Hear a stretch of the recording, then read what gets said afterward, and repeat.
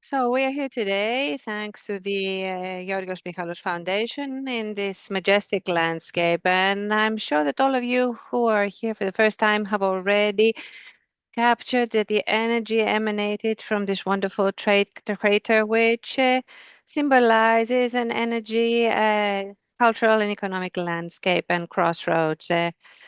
This year, I received many phone calls from colleagues who asked to come and cover this event. I've had the luck to do so for a few years, and they also wanted to come and attend. Thanks to Mr. Michalos, this year they're able to actually attend our event through live streaming. And I'm not talking only about colleagues, but also participants who weren't able to join us at the last minute, such as representative of the Prime Minister, Mr. Pavlos Marinakis, who is already attending the event and will be participating in due course, as well as NATO officials and a lot of foreign representatives. This year, our conference is being enriched by many other themes as well, not only of a geopolitical nature, but we also included democracy and the role of democracy, which is an issue that is particularly opportune.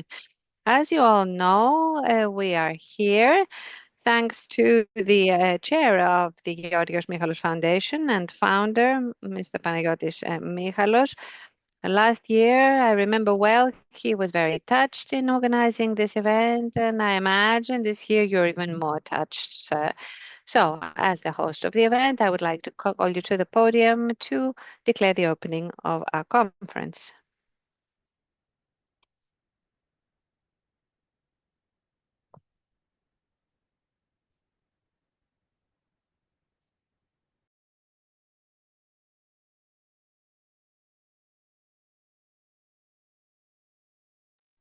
Good evening, distinguished representative of the President of the Hellenic Republic, Deputy Minister to the Prime Minister, Mr. Pavlos Marinakis, distinguished former Prime Minister, Chair, Mr. Panagiotis Pikramenos, Mr. Ministers, former ministers, Vice President and founding member of Nisyros Dialogues, Deputy President of the Socialists of Europe, Mr. Yannis Magnatis, your All-Holiness representative of the Bishop of Konis, Nathanael, the distinguished head of the port authorities, ladies and gentlemen, dear guests. I'd like to welcome you once again this year to the Nisyros Dialogues 2026. Welcome to Nisyros, and I extend a big thank you to you for being here with us today at the crater named Stephanos behind me for the opening of the Nisyros Dialogues 2026. I would also like to thank all those who are attending us online, both speakers and observers.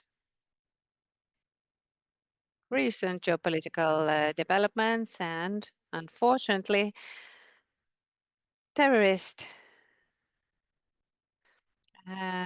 acts of violence have not allowed some of our speakers and guests to travel and be here with us today, despite their initial planning.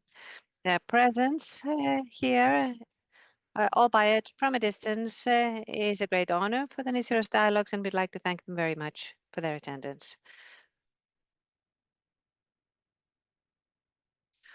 Very few places in the world symbolize so strongly the power of history and nature as this area. We are standing on a living volcano, a place that reminds us that the greatest changes take place below the surface, long before they become apparent. It's exactly the same with regard to geopolitical developments. We are living at a time of extensive transformations, with the Eastern Mediterranean being at the focus of new balances, new challenges, and new opportunities at the same time. Winston Churchill said once, never let a good crisis go to waste. At this point in time, Nisyros dialogues comprise a space of free, substantial, and creative dialogue, a space where politics meets science, diplomacy converses with society, and different opinions are not viewed as an obstacle, but rather as a precondition for progress. This is an initiative that was born on a small border island. That was its platform, but now it spans the whole of the Eastern Mediterranean and has a increasingly global focus. And this goes to prove that geography does not define the measure of influence, but rather ideas, consistency, and collaboration. Of particular importance in our agenda this year is the new section with the title Democracy 2030. At a time when artificial intelligence, Mrs. Makadasi from DiaNEOsis will be speaking to us about this topic, with digital platforms, misinformation, and rapid technological developments are all transforming public dialogue. And we are called upon to ask ourselves not only how we will protect our democratic institutions, but also how we will strengthen them and make them more resilient and participative at the same time. Democracy is not something that we can take for granted from the past. It is a constant action for the future. As nature inexorably formulates and shapes the landscape around us, democracies also are reformulated under the influence of technology, geopolitical advances, and social changes. This new section, Democracy 2030, asks us and calls upon to look at not only how we can protect democracy, but how we can also shape it for future generations. I would like to express at this point my deepest gratitude to all those who support this effort, our speakers, our institutional partners, sponsors, volunteers, and even more so, all those of you who travel this far in order to take part in the dialogues. I hope that the next few days will be days of substantial debate, fertile exchange of ideas, and new partnerships. Because in a world that is changing with an unprecedented speed, dialogue is not a luxury, but rather a necessity. So, from the heart of a living volcano, let us all try and prove that the most powerful forces are not those that separate people, but those that bring them all around the same table. You see the power of the wind? This is precisely the goal of our dialogues. Thank you very much indeed, and welcome to Nisyros Dialogues 2026.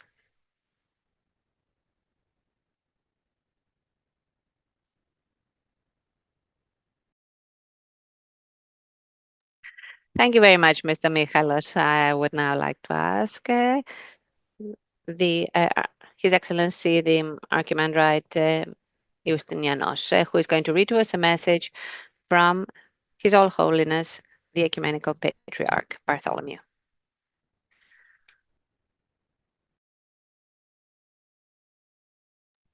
Good evening.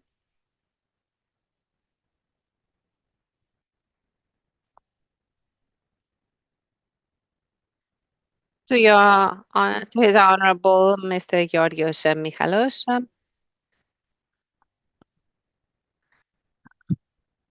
we wish every grace and joy from God.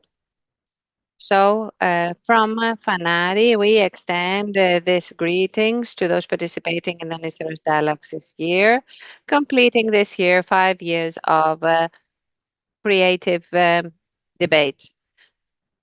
An institution of great importance for the exchange of views on issues of vital importance for the future of our society and the world. We are very pleased to see that the Nisyros Dialogues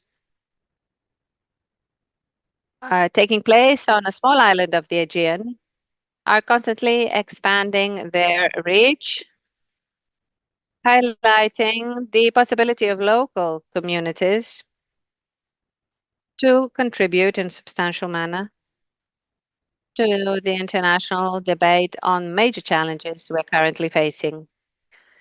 Nisyros,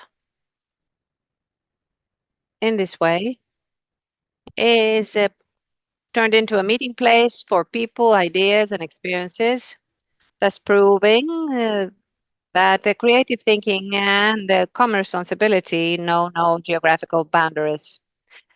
At a time when mankind is being put to the test due to armed conflict, social tension, environmental threats, and rapid technological change, dialogue is what is put forward as a necessary prerequisite for peaceful coexistence and for arriving at sustainable solutions. An honest dialogue is not related to minimalist values and convictions. It is a testament to respect to others and expression of certainty that dealing with common problems requires collaboration, partnership, mutual respect, and trust.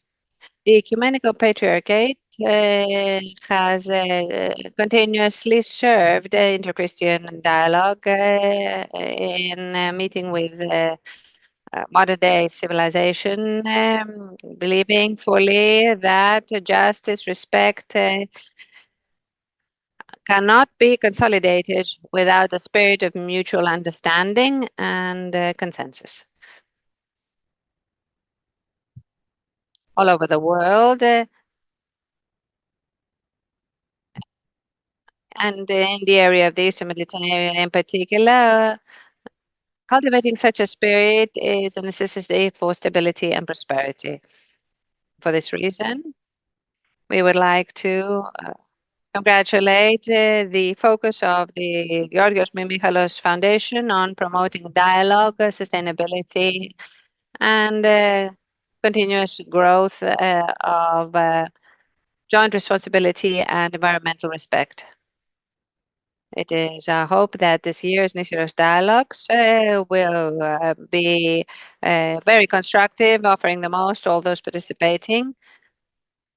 In the name of God, peace, and love. 26th of June 2026, His All-Holiness, the Ecumenical Patriarch Bartholomew.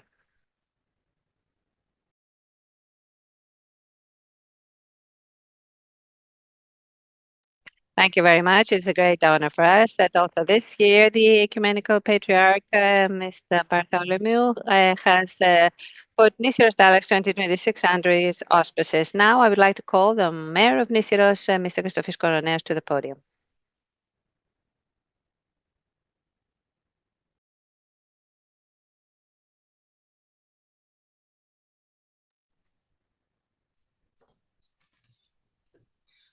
Former Prime Minister, ministers, members of the Parliament,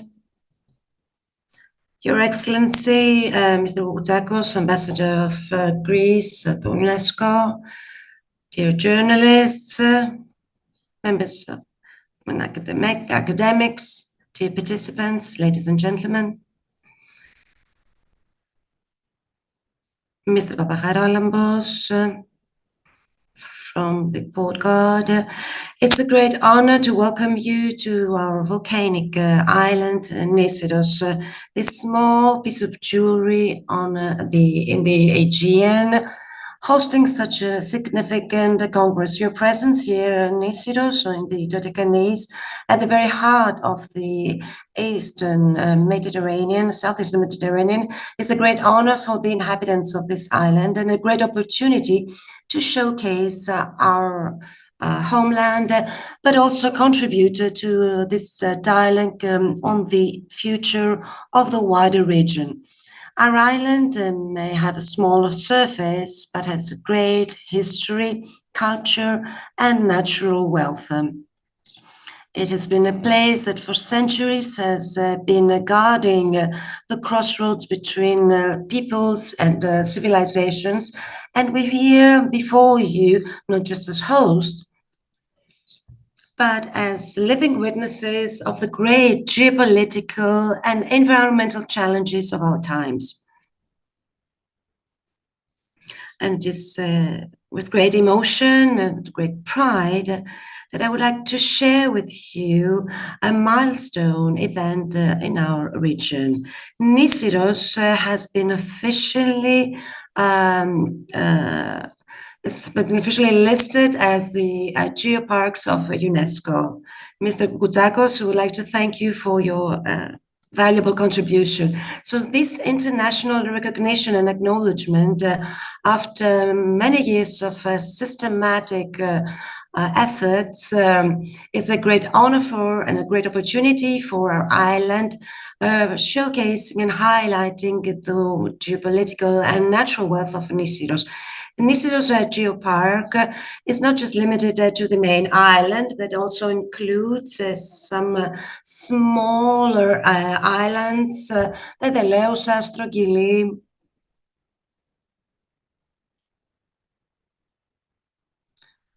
and also the sea space around them, creating thus a very rare mosaic that is unique in the whole world. It is a living workshop of natural reactions, like the active volcano, like the crater which we're facing. All this creates a unique natural monument for Greece.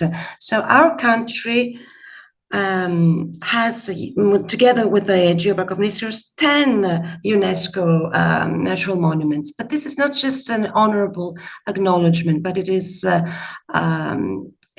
responsibility towards the next generations, to nature, but also to this new international role that we're called upon to undertake.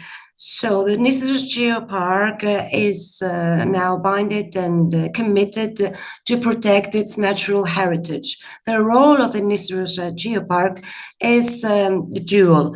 On one hand, protecting biodiversity, and on the other hand, showcasing through tourism and education and research all this valuable wealth. All this means that on the island of Nisyros, our natural heritage will remain pure, and we will have the possibility to create new opportunities through soft ecotourism. So, in the framework of a conference about the southeastern Mediterranean under the shadow of armed conflicts, our voice coming from Nisyros aspires to be different. This will not be a voice of power, but a voice of logic, and of respect to environment, because security, energy, peace are not only issues of geopolitical importance, they're foremost issues of the survival of our planet. So this current crisis we're experiencing is not only geopolitical, it's a moral and humanitarian crisis, or rather a collapse. We cannot talk about a security architecture when we have peoples being displaced, bombarded, and dying with the tacit agreement of great powers. So let me welcome you to this volcano island that continues to be alive as a symbol of resilience and hope. Hopefully, the works of this conference will be constructive and will contribute into shaping a more secure and more viable future for the whole of the southeastern Mediterranean. Good luck to your works. I hope you enjoyed your stay on our island. I would like to thank Mr. Michalolos for holding this event, and I wish you the very best of success. Thank you.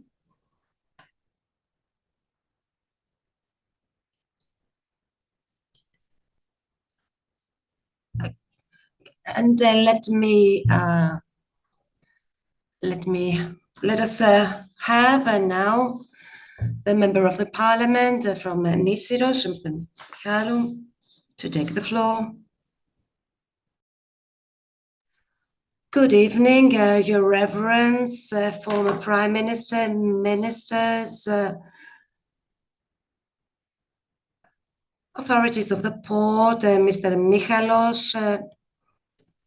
It is a great honor to be here amongst you in attending a conference that not only showcases the possibilities and the extrovert character of this island, but being surrounded by this beautiful and unique landscape. Hopefully we will have the diffusion of useful ideas for the whole world, and especially for the southeastern Mediterranean. I believe that this uncertainty around us, but also the great challenges in all sectors, not only in fields concerning developments being so rapid and so fast that touch upon the great challenge of our days, meaning how technology, especially AI, will transform the whole world, and especially the sensitive concept of democracy. All this makes us rather proud because we were here to host this conference, and we are expecting for the results of this conference. I would like to welcome Mr. Michalolos for this great initiative. Nisyros Dialogues are now an institution, and I would like to thank you and congratulate you for your support to the benefit of our region. And I just forgot to mention one thing. There was a colleague of mine, rather from the left part of the parliament. He asked me to say, good morning, son. Welcome, son. So welcome to the Dodecanese with this beautiful blue color and this beautiful shining sun. Thank you very much. We're ready to start with our first part of the dialogues. And I would like to welcome Mr. Papantoniou, who will be talking about Mr. Arapoglou online, who is the CEO of Spokesperson, on some reflections and politic dialogue of the political parties and the quality of democracy, rather.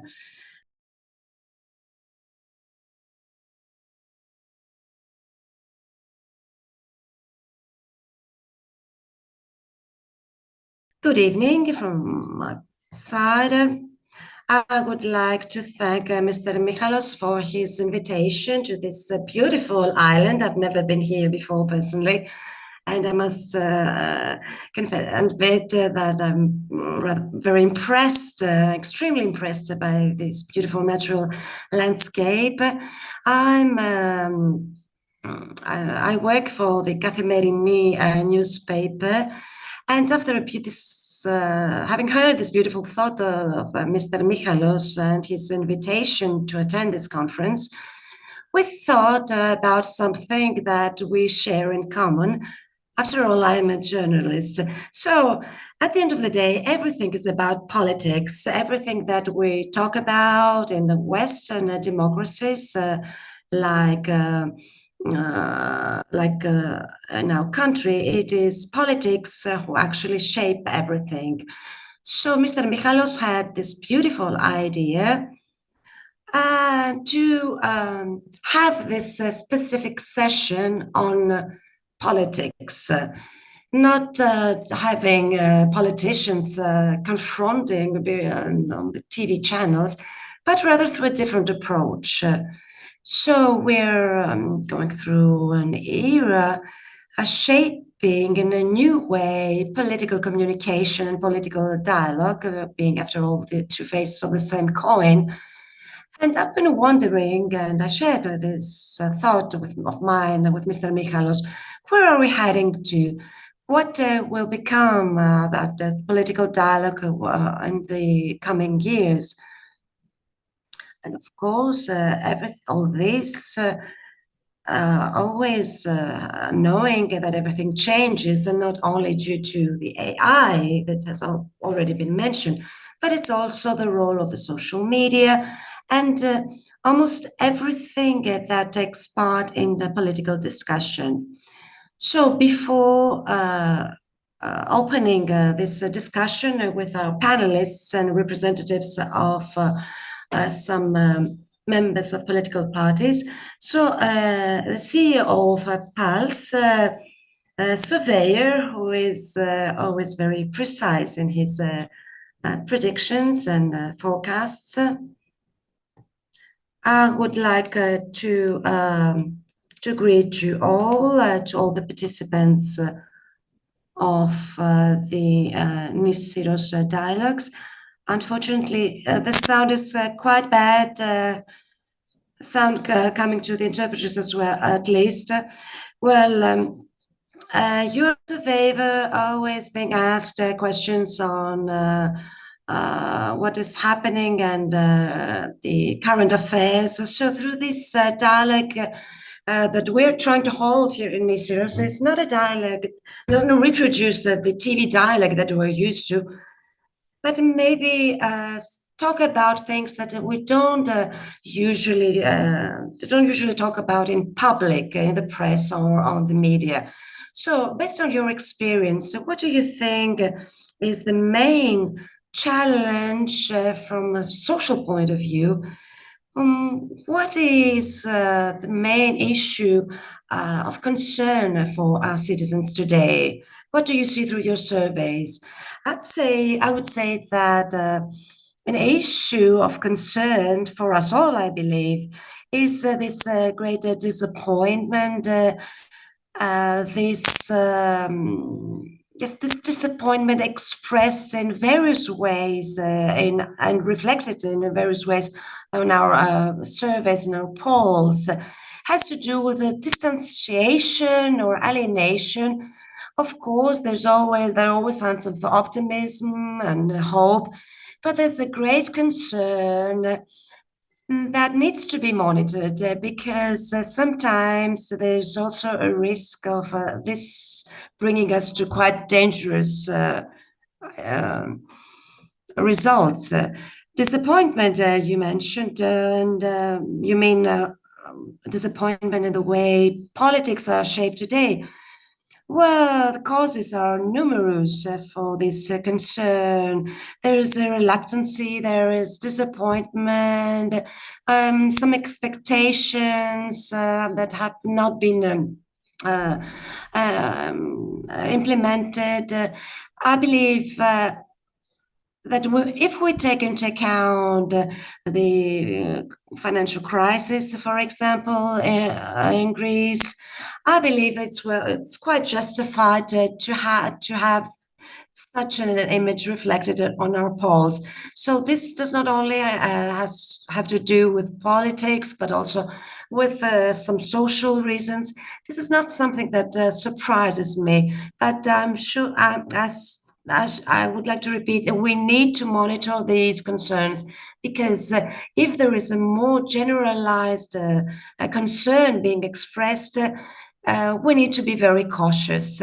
Please correct me if I'm wrong, but at the end of the day, everything is about politics.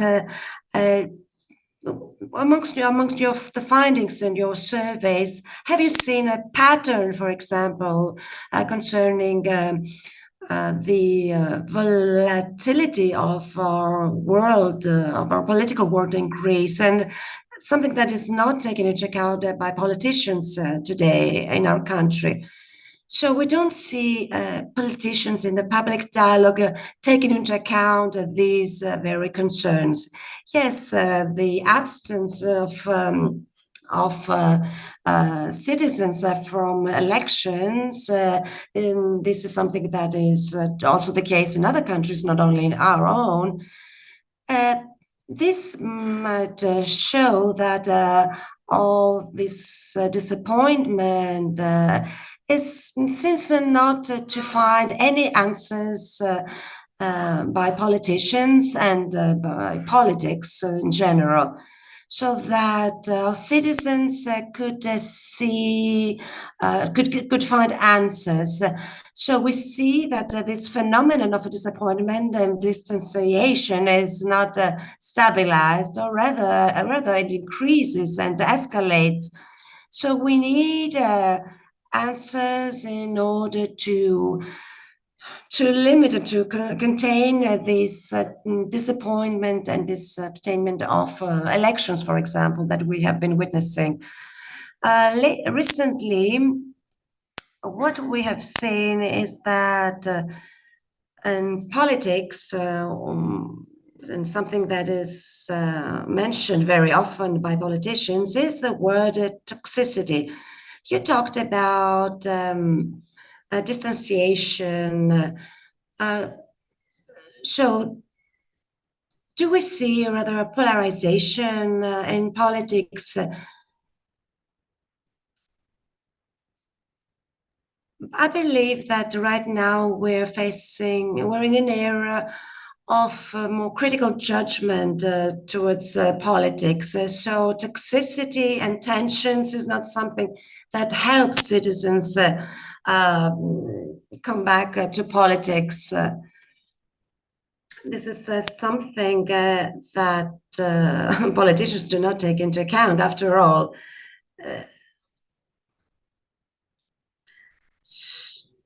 So maybe what politicians do not realize is that they don't give answers to these concerns of the citizens. And this is why this distancing of citizens in the electoral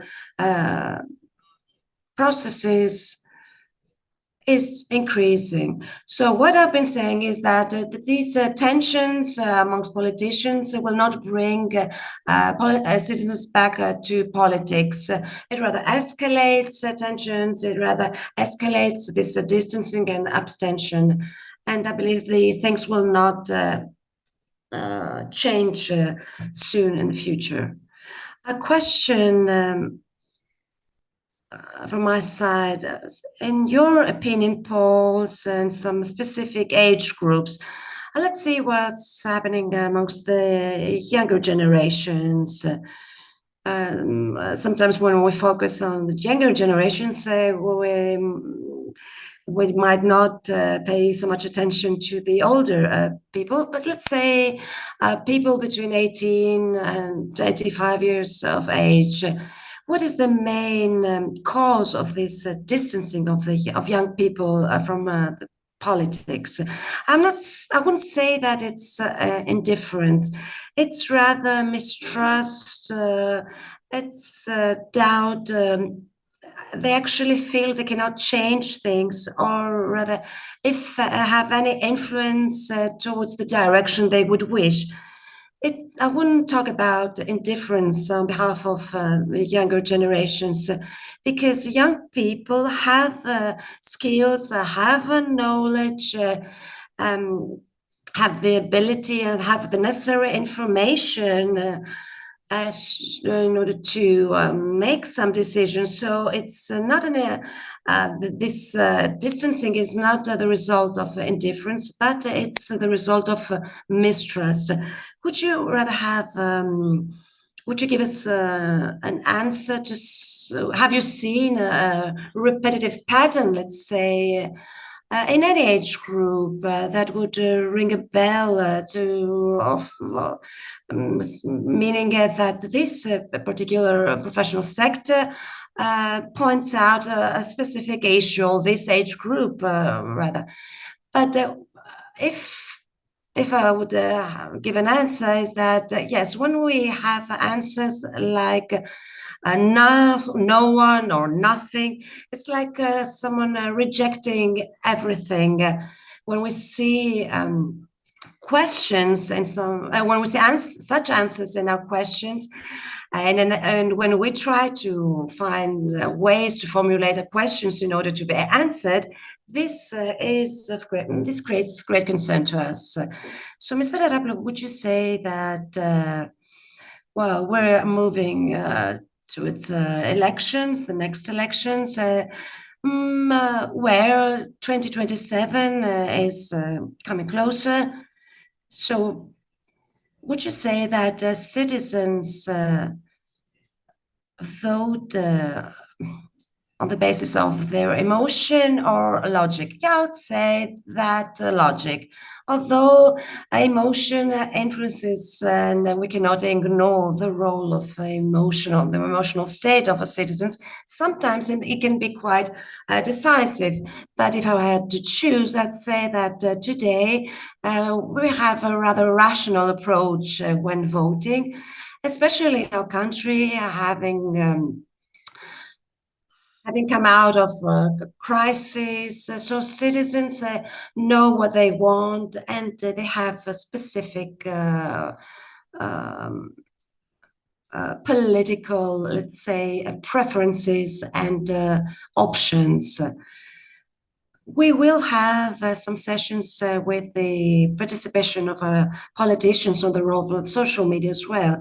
But do you believe that citizens change their opinion more easily today as compared to the past?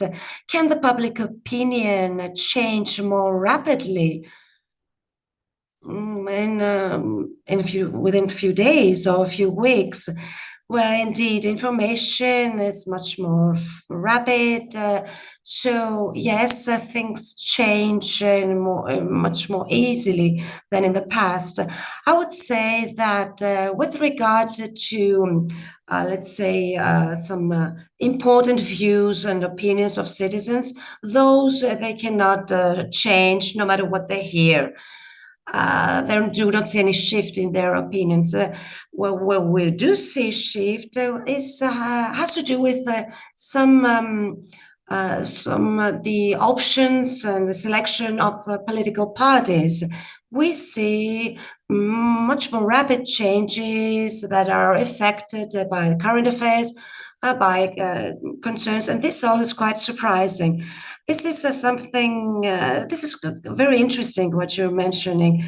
So maybe the identification, ideological identification of citizens with some political parties is not so strong anymore. Yes, indeed, I agree.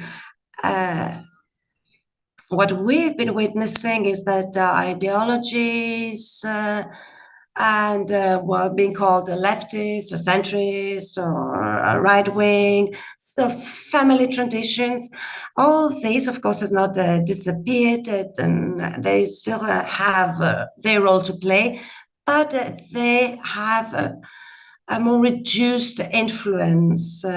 So citizens might change their options and the preferences on political parties, even in a matter of weeks.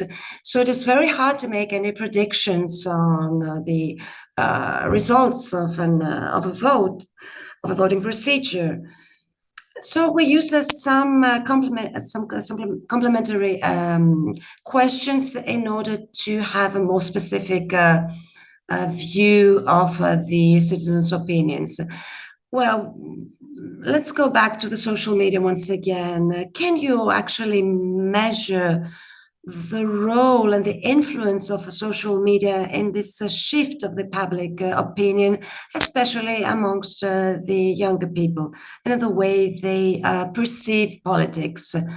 Well, information, speed, and volume have a great influence, regardless whether they come from the official press, the social media, or television, because television can be on the spot now and report on events and not just describe them.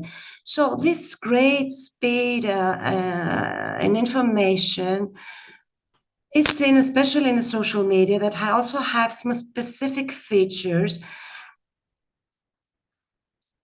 And what we see amongst the youngest generations, we see that they're mainly informed through the social media. That's quite interesting. Have you ever seen fake news being presented in social media that have shifted, hopefully not in a permanent way, the public opinion in our country?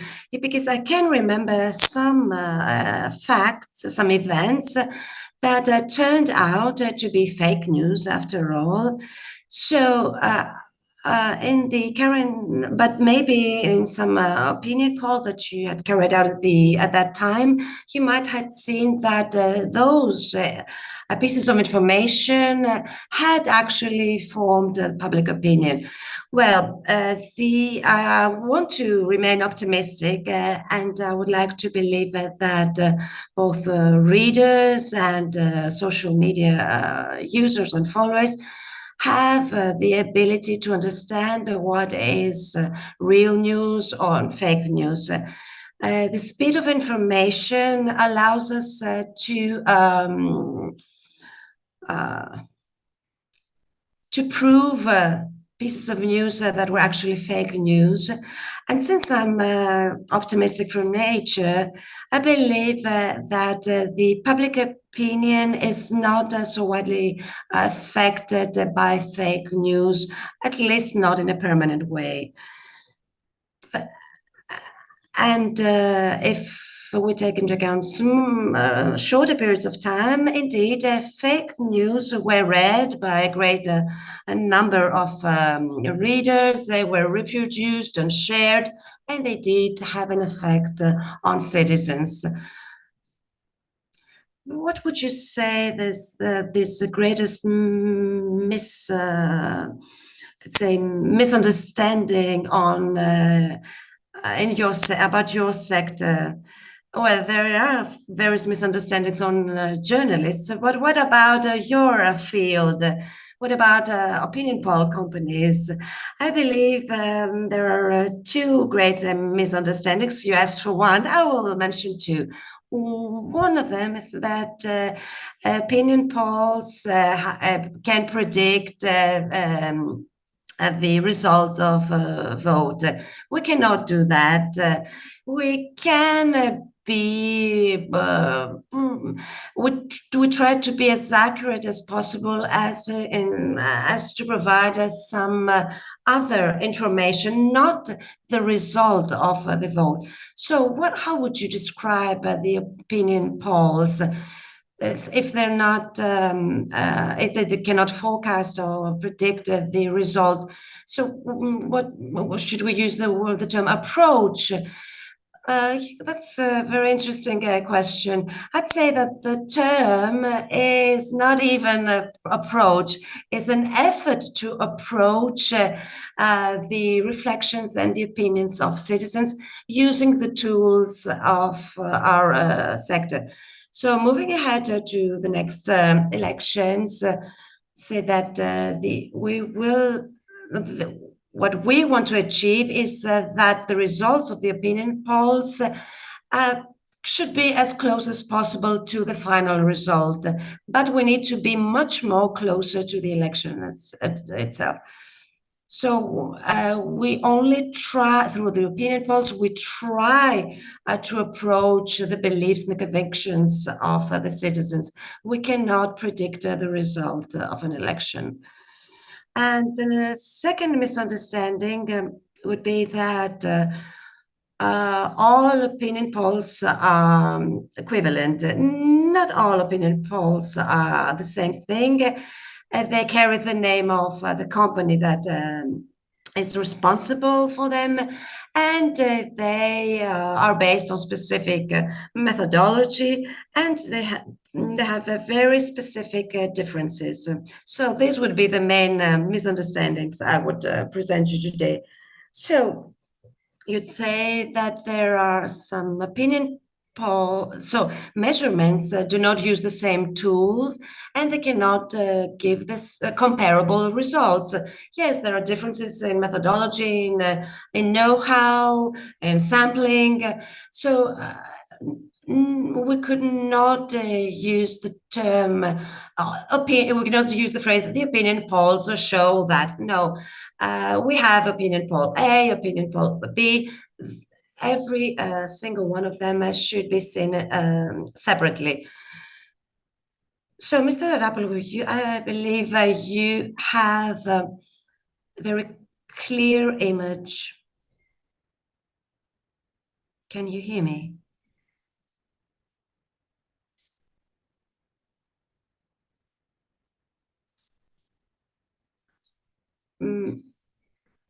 Okay. So you have quite a clear image since the opinion polls are carried out on a very frequent basis.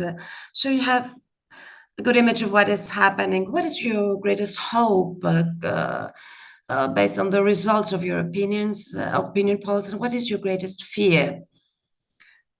Well, I would say that if I were to give one answer, I'd say that, well, the younger Greeks are the hope and the future of our country. And this is the population group that we've been monitoring up closely. We've been monitoring all age groups, of course, and we try to record all their the opinions of all age groups. But this specific age group raises quite a few concerns, but is actually the one that brings hope for the future of our country. What is the reason of your concerns regarding the younger generations here in Greece? Maybe that they will go out of the box, that they're not apolitic, they're not interested in politics. What is your greatest concern? This would be a great discussion for a whole conference, I'd say. I would say that it is a characteristic of younger people to be different than the previous generations. So they tend to surprise us. They want to shock us. And if you add to this that the young people of today have better living conditions than the previous generations, but currently young people are being raised with great opportunities, with huge volume of information, great experiences and stimuli that none of us could ever imagine at their age. And they've been raised also with a great number of dangers and risks around them. AI, technology, the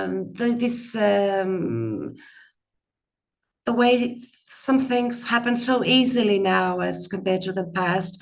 All these creates new opportunities, but also new risks. And of course, their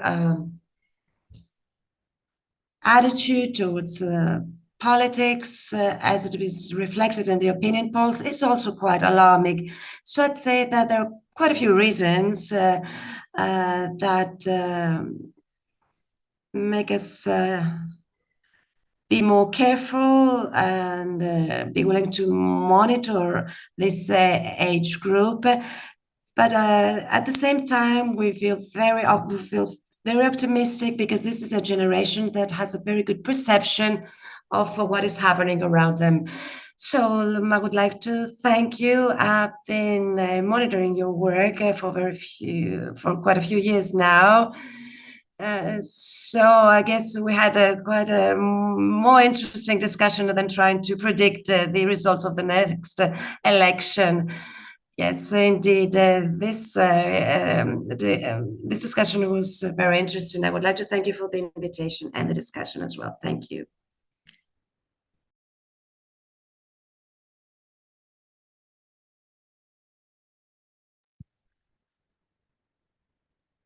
Thank you very much, Stavros, for this very interesting discussion.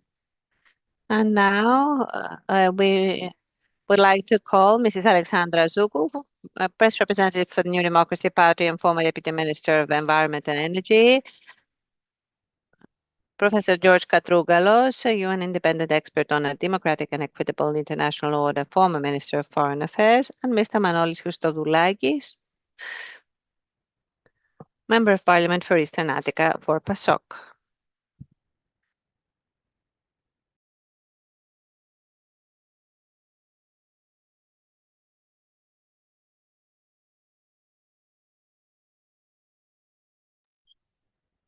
Good evening. I would like to welcome Mr. Christodoulakis, Mrs. Sdoukou, and Mr. Katrougalos. Or rather, let me put them in order of the political party leading in the opinion poll. So Mrs. Sdoukou, Mr. Katrougalos, and Mr. Christodoulakis. So you heard the discussion that just took place, and I would like to start asking a question to the lady in our group. Mr. Arapoglou said that he is most concerned. At the same time, he says that he puts his hope on the same group, then that is the younger generation, which seems to distance itself from various things that he described. But at the same time, he said that it also seems to show a particular interest in its own way for the political life in Greece. What would you like to say about this?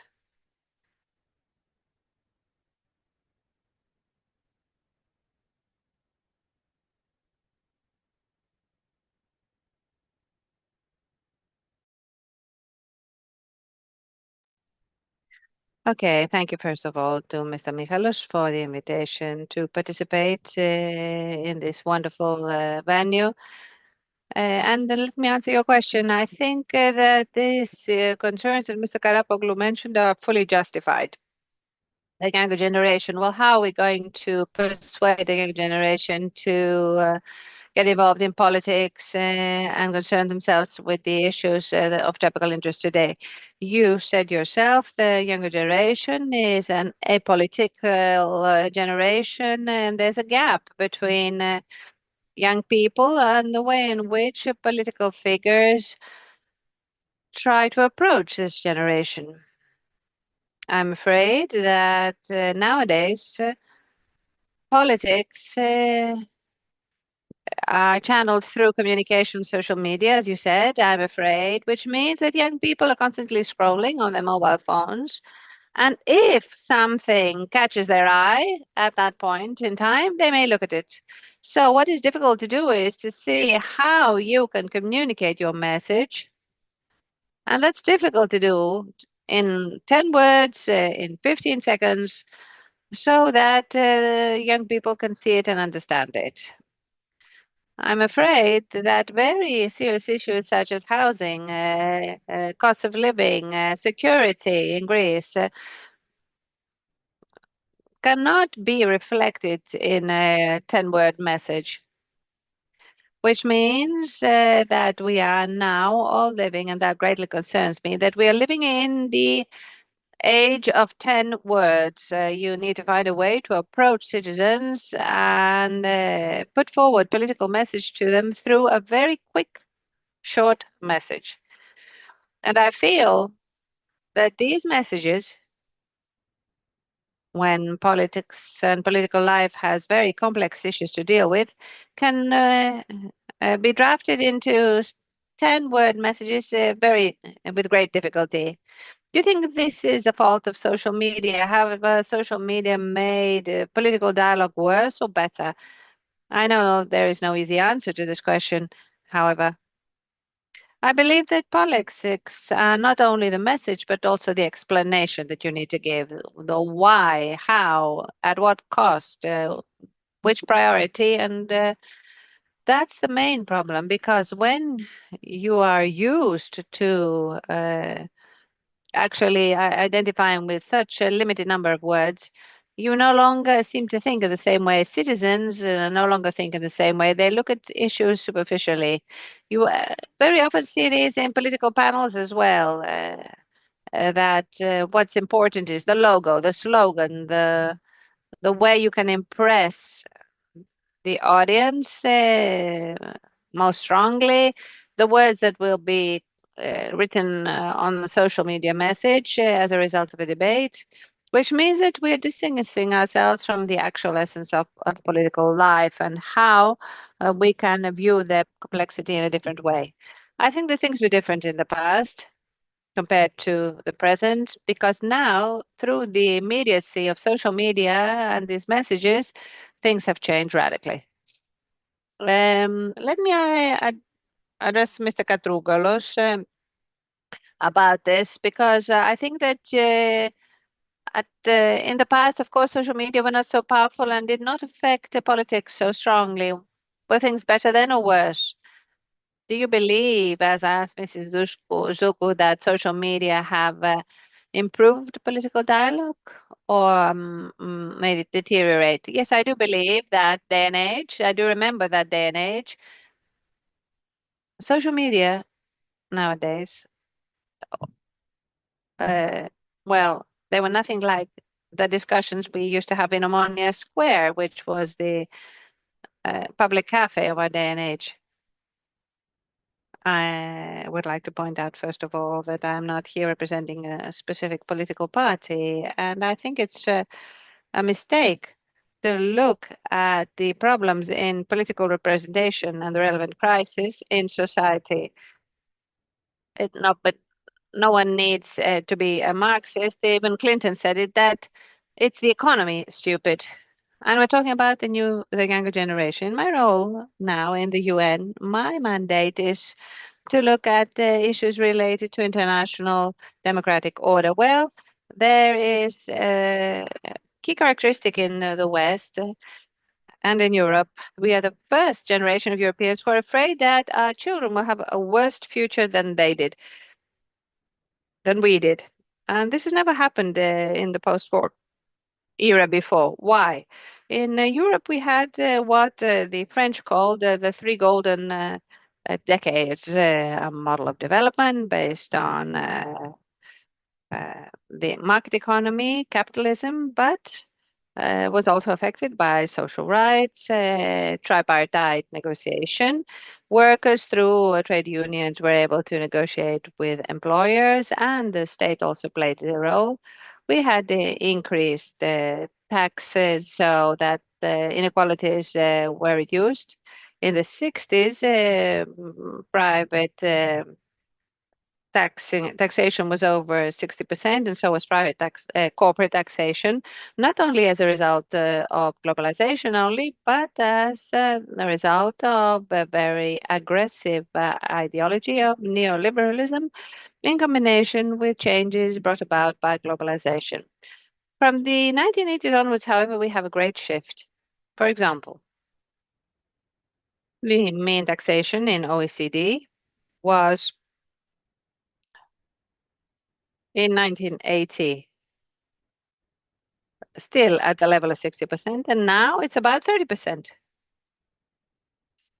Yes, without wanting to interrupt your line of thought, the bridge and the way in which political communication is conducted today with what you're saying, uh, could you elaborate on this? So the question is not the prevalence of social media.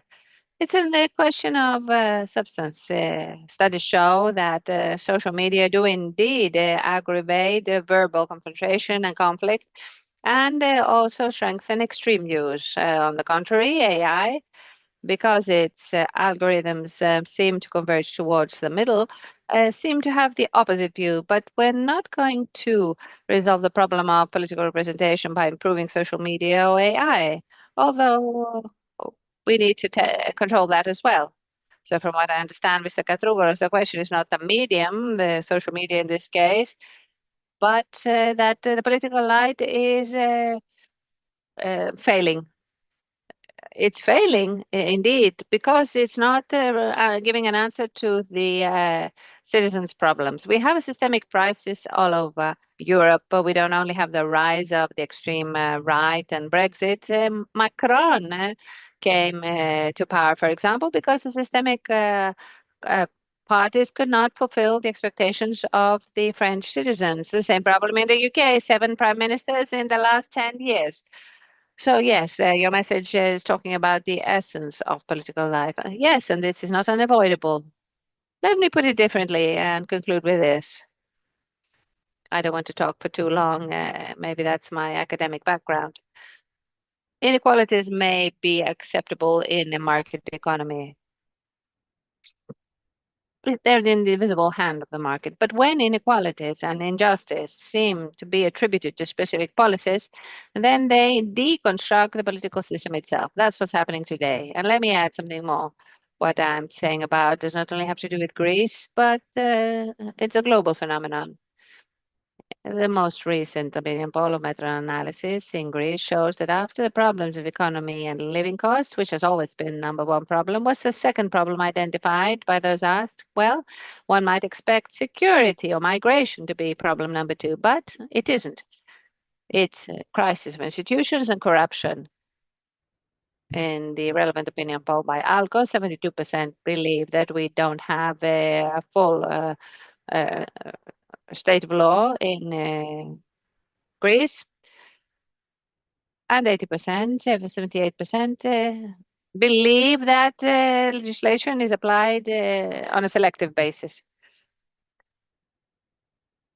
So, how can one believe that crisis of representation is due to communication within such a context? Let me address Mr. Christodoulakis because you are a young politician using social media as those of your generation. Are they sufficient in conveying the political message you wish to uh, issue, or is it an ephemeral situation which is addressing the political life today? Well, first of all, I'd like to thank Mr. Michalolos for yet another very interesting event. I had the pleasure to be here with Mrs. Sdoukou last year on a similar panel. Let me answer your question. Social media.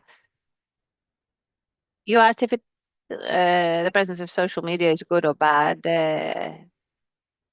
on an increasing basis. Well, I would say that they do one thing that is good and one that is bad. First, they give the opportunity to any person without needing to have any particular access to a newspaper or another medium to express their view. Uh, yes, but named or anonymously? Because Mr. Marinakis said that these comments need to be shouldn't be hidden behind anonymity. Yes, it's good to have the opportunity to speak your mind, but the problem is not anonymity, in my opinion, but this consistent anonymity in the way in which it formulates a landscape of extreme toxicity, which definitely does not favor content vis-a-vis logos and slogans. So the truth is somewhere in between. Let me add something else to this debate, another issue, talking about young people and politics. I don't believe that the young people are apolitical. I think they can't find a way of expressing their own needs. And I identified two issues. First, their reality, their daily living. They find life difficult, not only with regard to high living costs, housing, food, renting, even work conditions, connectivity, new technology, and new prospects in the workplace, and many other things that have to do with the inability of the political system to respond to these needs. Secondly, I fully agree with what was mentioned earlier, that there's a huge issue that has to do with the crisis vis-a-vis trust towards institutions and political system as a whole. So I'd like, in a codified manner, to add this comment to this debate. We are not in a neutral political situation. I'm not saying this because we're in a pre-electoral period, but because the constitutional review process has begun. So if you want to have a serious discussion on the institutional changes that could strengthen the trust of citizens as a whole vis-a-vis our political system, then we would need to look at some of the elements of the constitutional change, at least in a much more substantial way. Let me give some examples. The feeling of inability to hold people accountable for their actions and the impunity of politicians as it is described. I don't know if this is a correct term, but it does reflect this crisis of trust within society. So the first thing that needs to be done, in my opinion, is to see how we can disconnect the attribution of responsibility to the political system and how you can channel it towards the justice system. Just a couple more comments, please. The second has to do how we can shape elements of independence between the state and the justice system. And third, what Mr. Michalolos said at the beginning, and I consider important, how the technological change, digital shift, and AI are changing even the elements of public dialogue and democracy, which means that the constitutional change, first of all, must encompass issues related to equal access to all to the digital process. Secondly, elements that have to do with the regulation of the state with regard to digital manipulation. And thirdly, a context that makes sure that the use of such technology will respect human value, democratic process, and free will. Talking about constitutional review process and the debate that has begun for quite a long time, from my professional perspective, I believe that even this debate is very often taking place and rapid communication terms, not substance. And the question is, to what extent the political parties today, and I'm addressing myself to Mrs. Sdoukou, to what extent political parties today are speaking to each other or only actually trying to approximate their voters? Very often on TV panels and in the European Parliament, we see politicians only trying to appeal to a specific audience rather than having a true debate.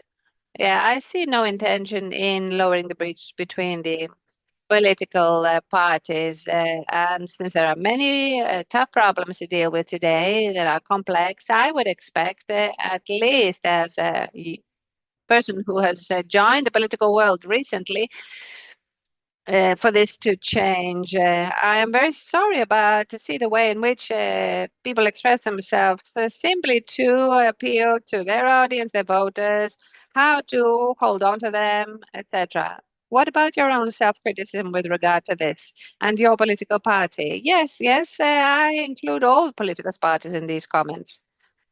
It was mentioned previously that there is this constitutional change. Well, what we basically been saying recently is to put aside toxicity and discourse, to speak about the heart of politics, the issues that have to do with our future, and look at critical issues with regard to constitutional review, AI, rule of law, lack of trust on behalf of citizens towards the state, etc.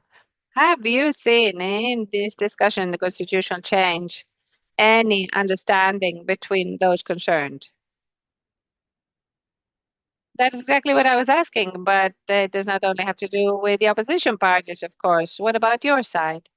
Look, this is a golden opportunity within the framework of the discussion on the constitutional review to agree on certain issues that comprise joint problems. And I would have imagined that all parties would wish for this to happen. You can't have constitutional reviews every day, constitutional revisions. So on issues, for example, that PASOK itself is putting forward.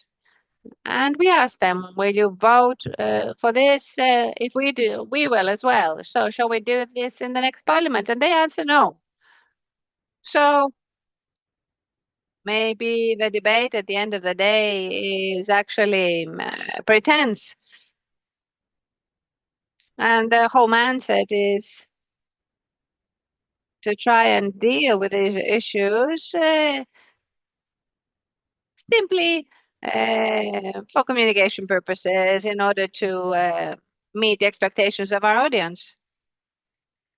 So in relation to what you said, I don't want to turn this into a TV panel, and let me address Mr. Katrougalos. This was a very interesting statement you made that it's not an issue of medium, but substance. So could you tell me in very few words what the key difference is that you see based on your experience in the way in which political life is being handled today compared to your early days in politics, and how do you expect it to be shaped in 2030? Well, let's not wait for 2030. Yes, it's around the corner, actually. I believe there needs to be a basic consistency and agreement between what we say and what we do. Do you know that there are still some pending issues from the previous constitutional revision? This is the first time this is happening from 1975. And then Demokratia, series and other parties agreed to have the new institution of a popular legislative initiative in order to have, for example, specific numbers of signatures in order to look at issues from a different perspective. The annulment of the deadline regarding the political responsibility of political figures came too late, and the arguments were minimal. So I heard people say that we need to agree on the key issues. Well, let me speak from my experience as a constitutional expert. There was such an overall consensus between the constitutional experts and the parties regarding the election of the president of the Hellenic Republic, and that it should not affect the dissolution of the parliament. There was a proposal from the New Democracy Party and Mr. Mitsotakis, and they said that when there is an impasse and we don't have the necessary majority, we will have a direct election of the President of the Republic. So Syriza put forward this proposal within the framework of the constitutional reform.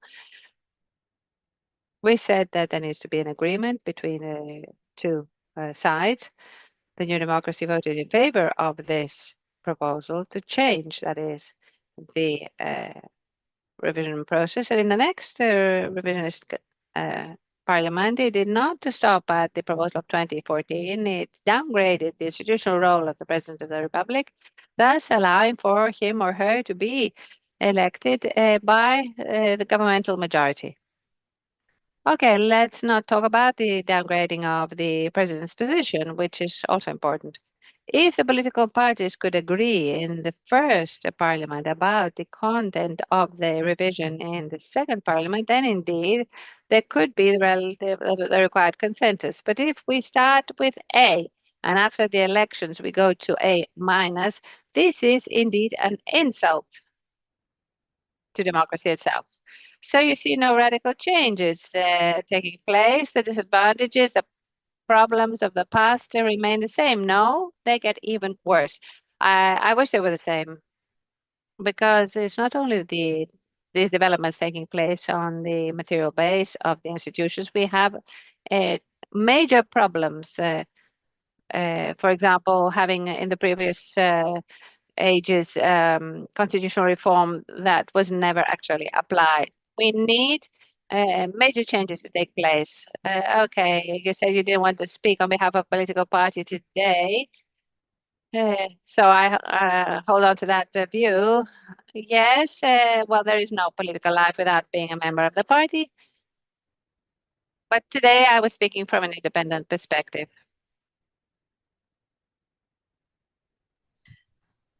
But we don't want to become a TV panel. Let's see whether the political parties actually wanted to discuss or just appeal to their audience, their TV audience. Well, okay. This discussion could be seen in this way. When we talked about, well, we gave the example of the constitutional reform. All this has to do with communication populism, because in a way, what we do is to confuse the opening of the articles. And we confuse it with the parliamentary procedure of drafting the articles.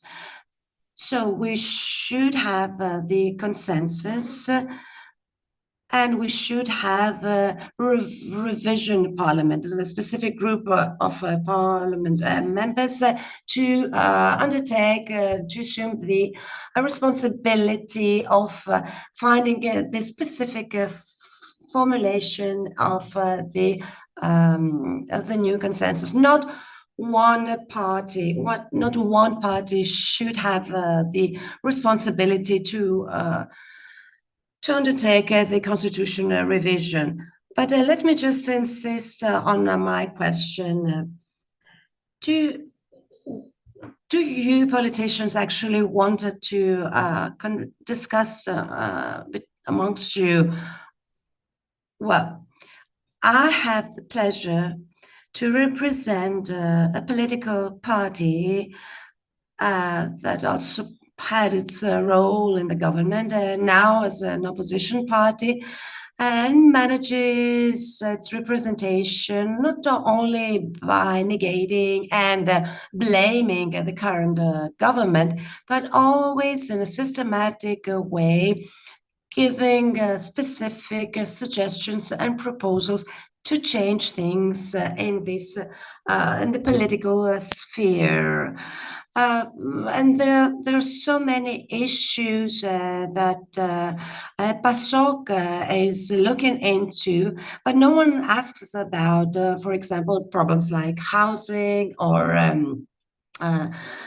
non-performed loans, and we see 40% of abstention, and especially the abstention of young people in the elections.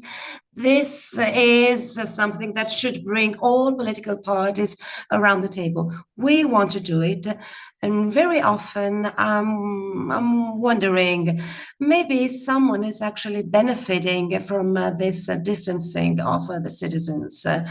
Well, indeed, as Mr. Arapoglou talked about, high abstention percentages, and this should be of great concern for all parties.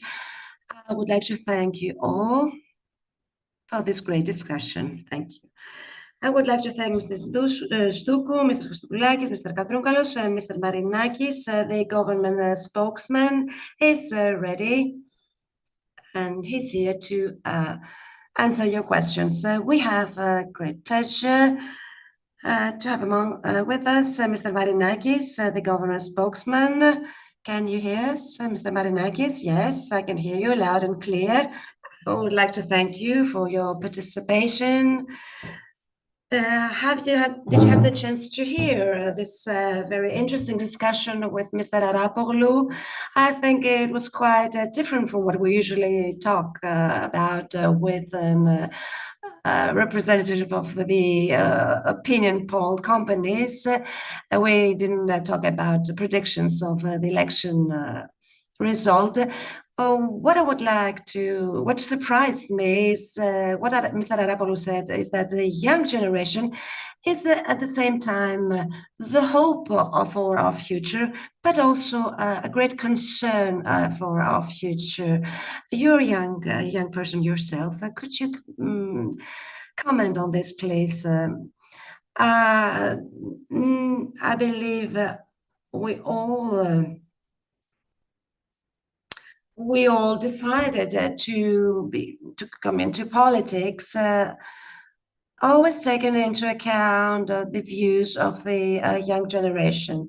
And many say that young people are apolitical. I believe this is wrong. Young people do have an opinion, but maybe because they cannot identify themselves to the representatives of the political system, or maybe because at the end of the day, they have nothing to gain from this political dialogue, this public dialogue, they do not take a stance.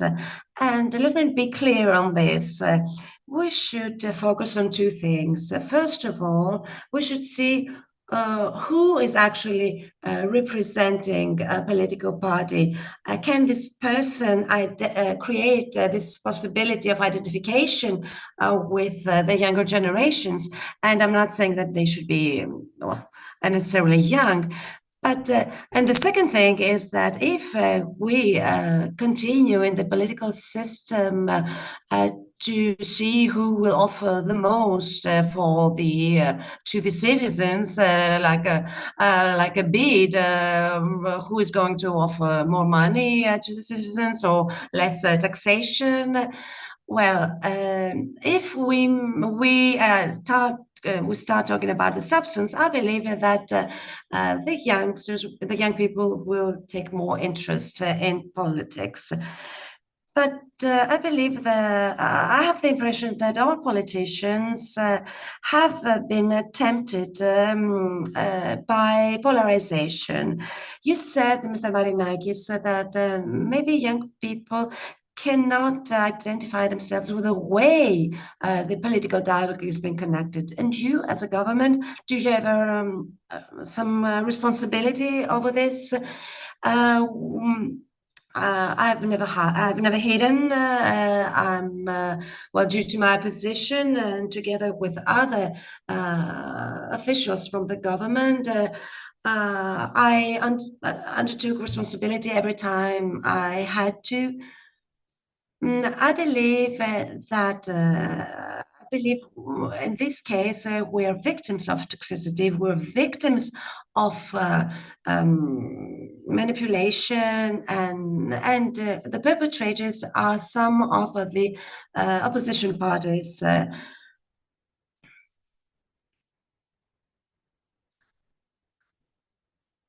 Because, and then let us not forget that fake news and the whole political party and the opposition parties have based all their accusations and all their criticism on this train accident. And then they are here to accuse us and to blame us for toxicity. Let us not confuse victims and perpetrators. We need to put some limits. Because let's not forget that politicians have their own family, their own relatives, their own friends. We're no robots. Of course, our government has made mistakes and has made so many has offered so many correct solutions. And I believe that with the forthcoming elections, we will see that we'll be judged on this. I'm afraid what we, the government, are the victims of toxicity and polarization in this political dialogue and this public dialogue. And I believe it's no use and it's rather detrimental to everyone, to all involved parties. You have a very mild way of a self criticism, and I really appreciate this. But let us come to the social media and the role of social media. Do you believe that every post on social media should be under a name? Could this be the solution, the magical solution for all problems deriving from the social media? Well, I believe that we should have personalized profiles. Our comments on the social media should not be anonymous. My view has to do with the identification, the possibility to identify users on the internet. And I've been saying that there is an opinion shared by a majority of citizens, and the Prime Minister has talked with the head of Mr.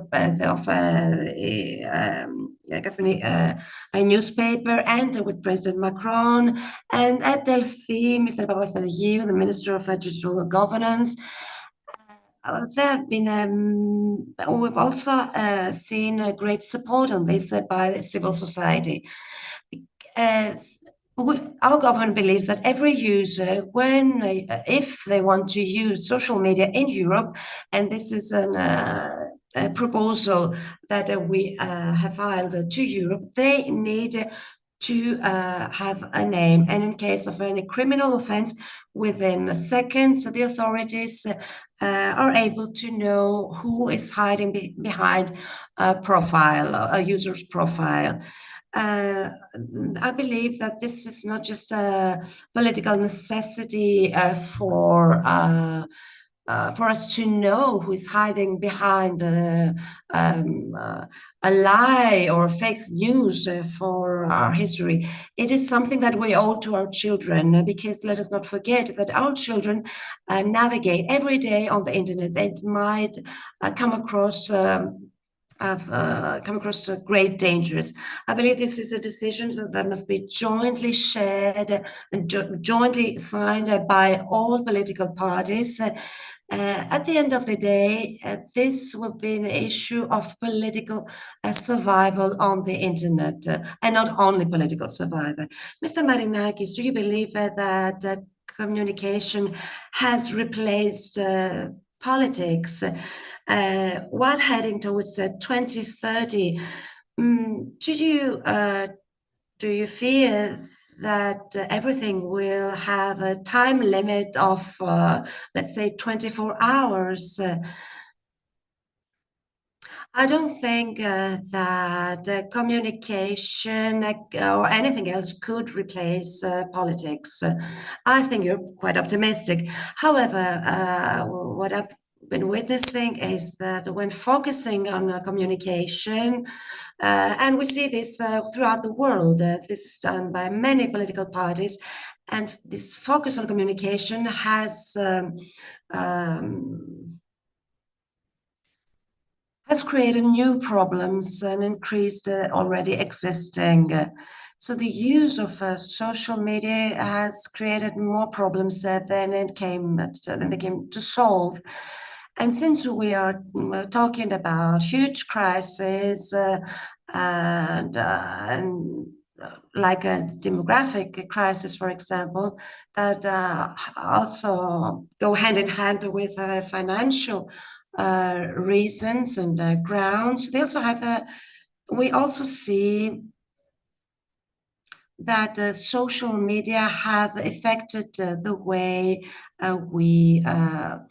we shape our opinions and stance in issues concerning families, for example, and the role of the fathers and the role of the mothers.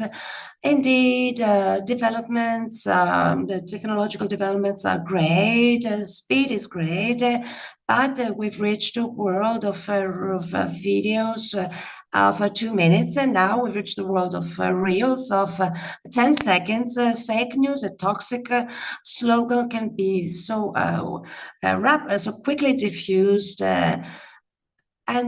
Indeed, we talked about this with our previous panelists. Do you believe that political parties and the government, well, since you are the spokesman of the government after all, so do you believe that the political parties actually want to communicate, or are they rather affected by social media, and they actually wanted to appeal to their own audience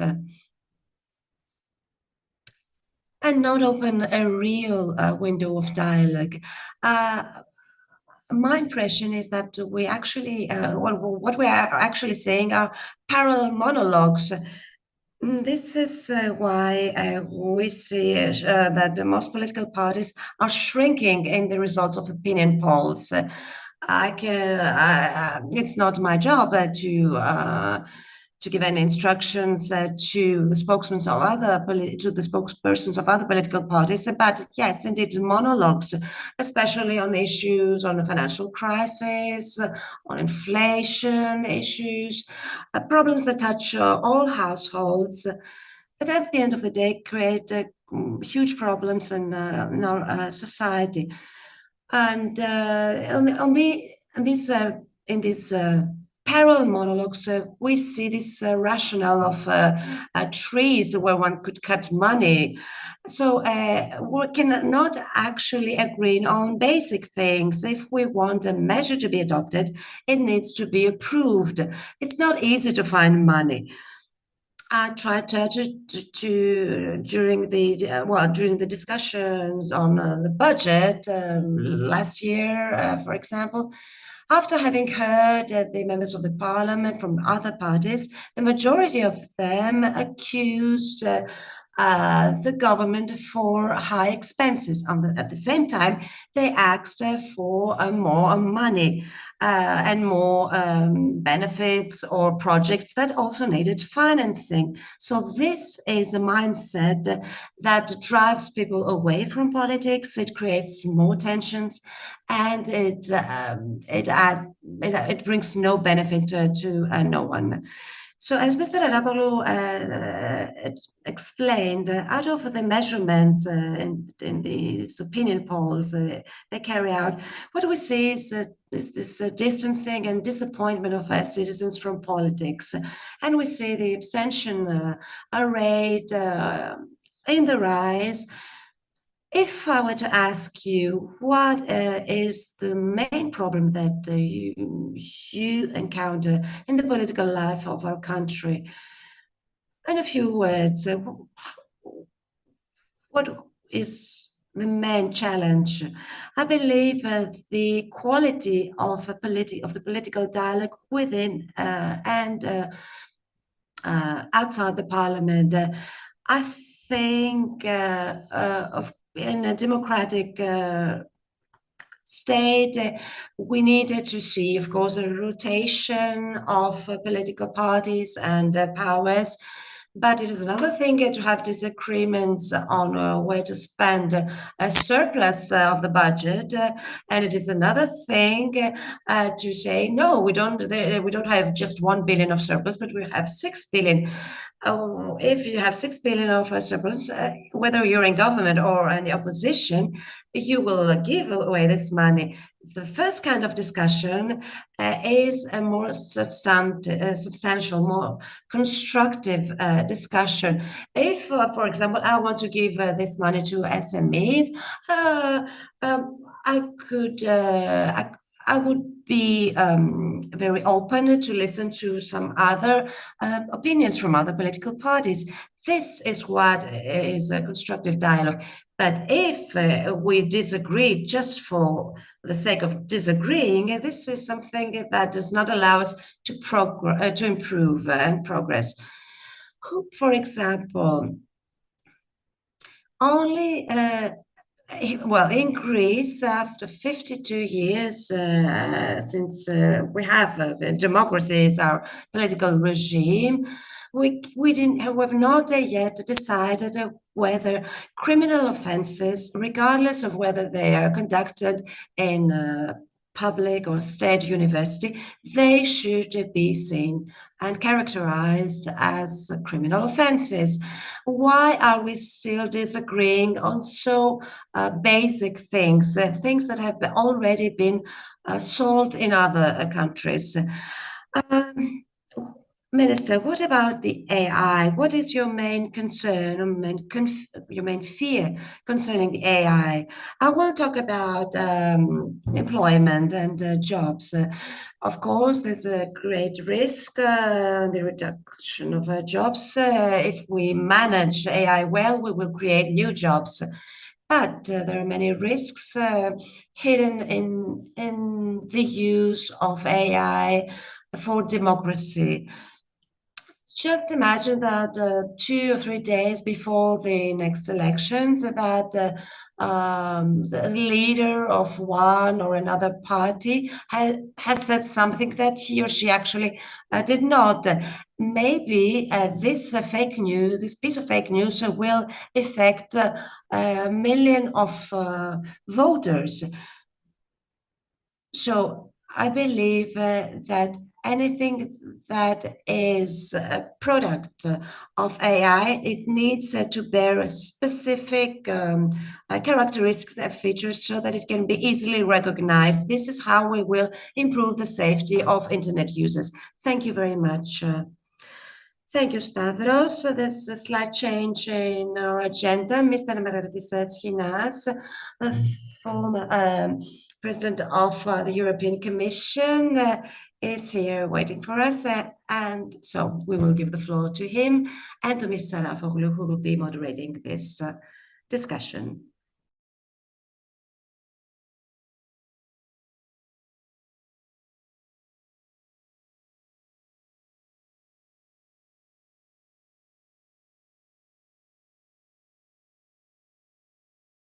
Good evening. It is with great pleasure that I am participating for yet another year at the Nisyros Dialogues, and I would like to thank very much Mr. Panagiotis Michalos for his invitation. Panagiotis, you have really made us fall in love with this very beautiful island, and thank you for that. So, I don't want to waste any more time. So let us welcome Mr. Margaritis Chinas, Minister of Rural Development and Food.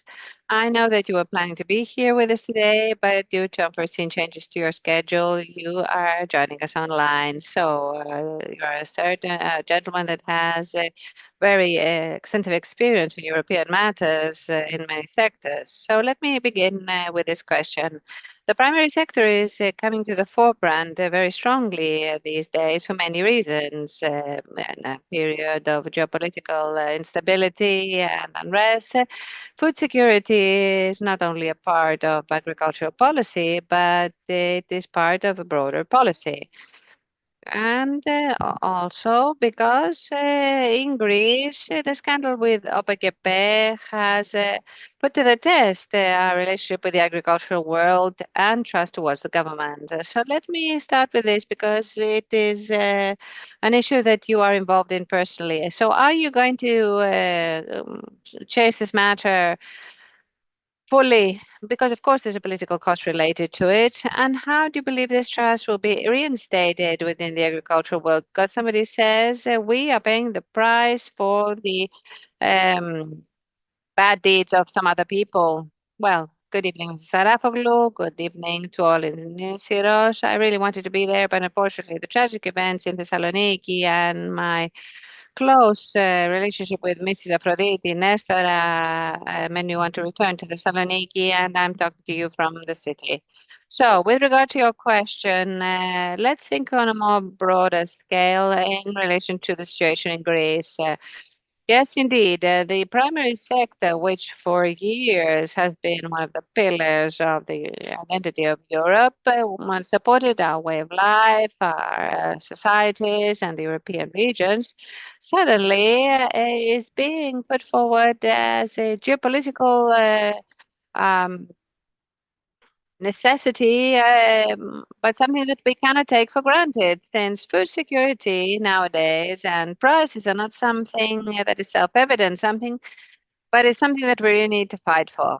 Let me remind you, in the first months of the Russian invasion of Ukraine, there was a great risk of half of the world going hungry because of the maritime um, blocking of the Ukrainian ports. So we are now in Europe very well prepared, since we're talking about the future of the common agricultural policy, not only of having yet another CAP for the next few years, but rather to strengthen it so that it becomes a geopolitical weapon in the hands of Europe that can give an answer to all these issues coming up with the broader geopolitical insecurity we experience.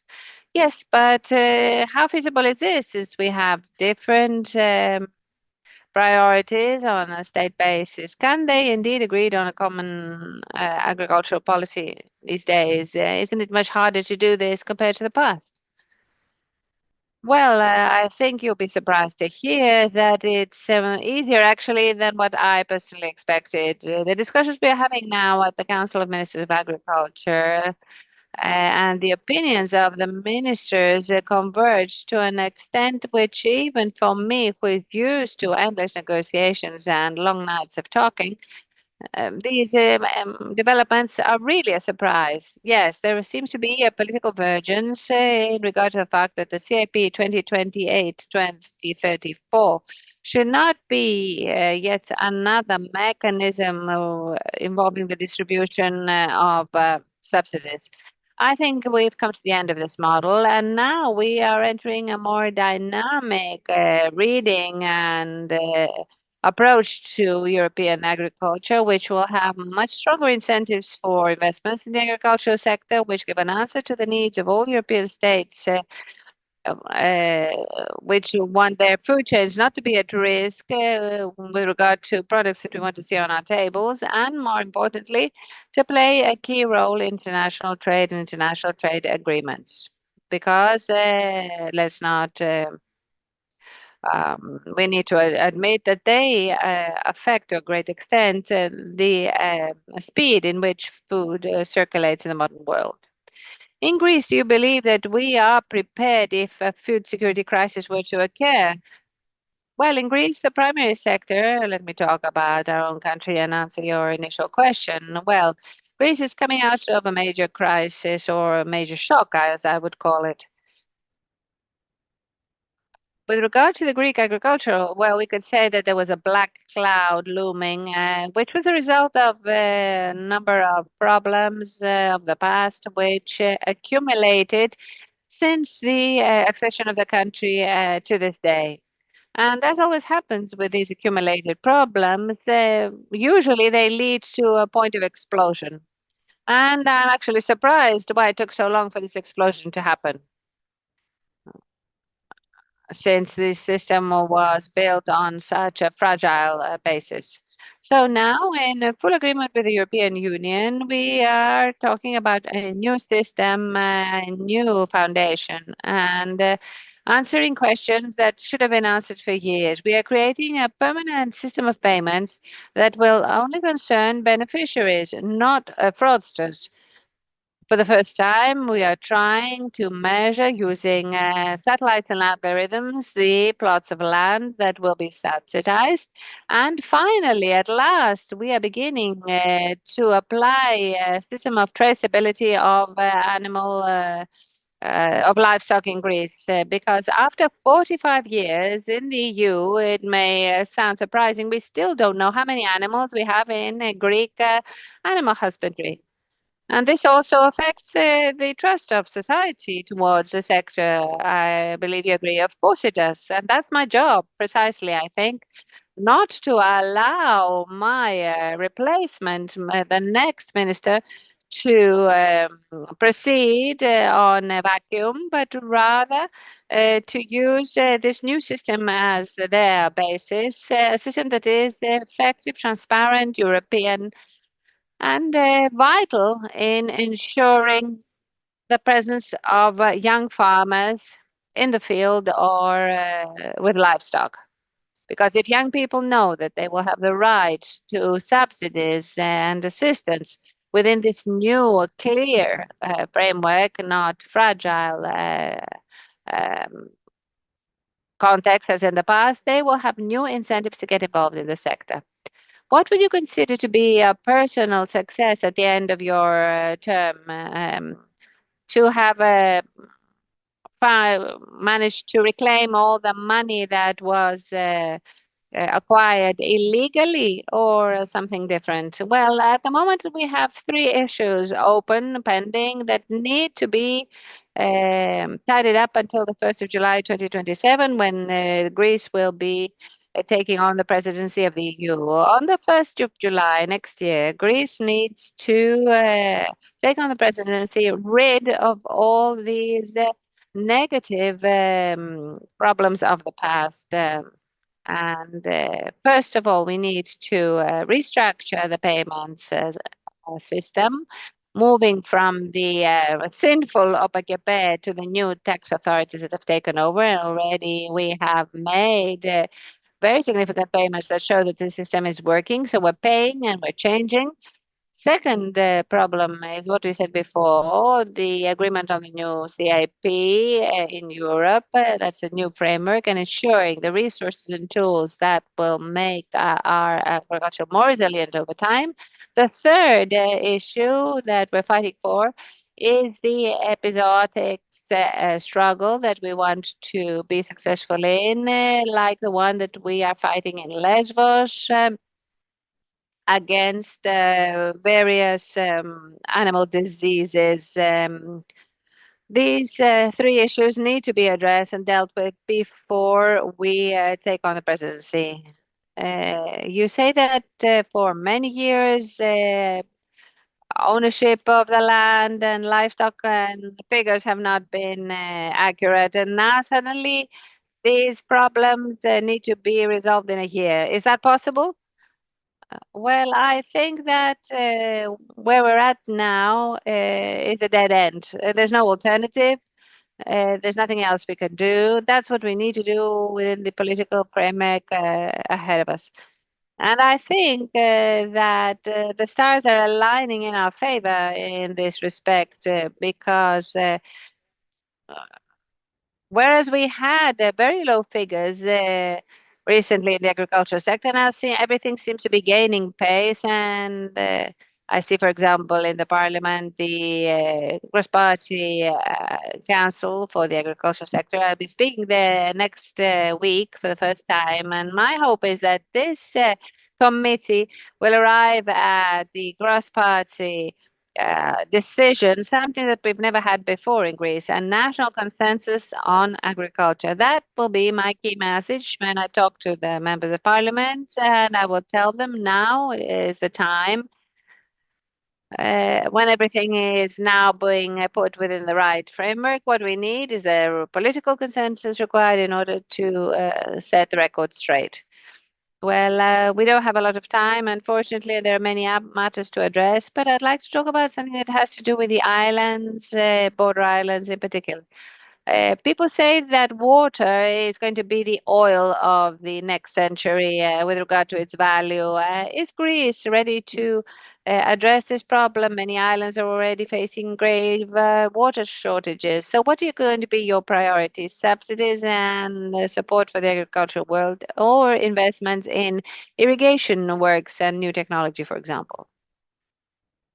Well, let me make a general comment about the islands. I believe that the islands are not simply a wealth for the country, but rather geopolitical advantage for the country. They have a relationship that we could say makes them part of the Greek identity, an integral part of the Greek identity, because whenever speaks about Greece abroad, they always mention the islands. So an insular policy is not something nice to have for Greece, but is a must-have for Greece. And we need to look at this issue and see how islands can survive all year round, and not only during the tourist season, however far they are located from Athens. And I'm going to be quite optimistic in this respect as well. In the large payment package that we put forward the last week, you'll see that a lot of the agricultural payments were uh, channeled to small islands in the Aegean, which are some of the main recipients of agricultural payments. With crops that are not necessarily extensive crops, but are the local or super local. And that's going to continue with the newest CAP. We're not going to allow small scale crops on the islands to be unprotected. Next week, we're also going to announce a large scale program for small irrigation works on the level of small municipalities. We'll also be targeting islands. Third, we need to move on a broader basis when we talk about insularity, which not only concerns transport, water supply, and agriculture. It also needs to concern interventions of a regulatory nature and a normative nature, thus providing an incentive, a legal framework of incentives that will make living on an island more attractive. There are many ideas in this respect, and I believe in the new EU budget that will most possibly be agreed on under the Greek presidency. We will be able to do something very specific and very beneficial for the Greek islands. Yes, the agreement on the EU budget is indeed a great challenge. So thank you very much, Minister, from the beautiful island of Nisyros and this fascinating crater. And we bid you goodbye. Thank you.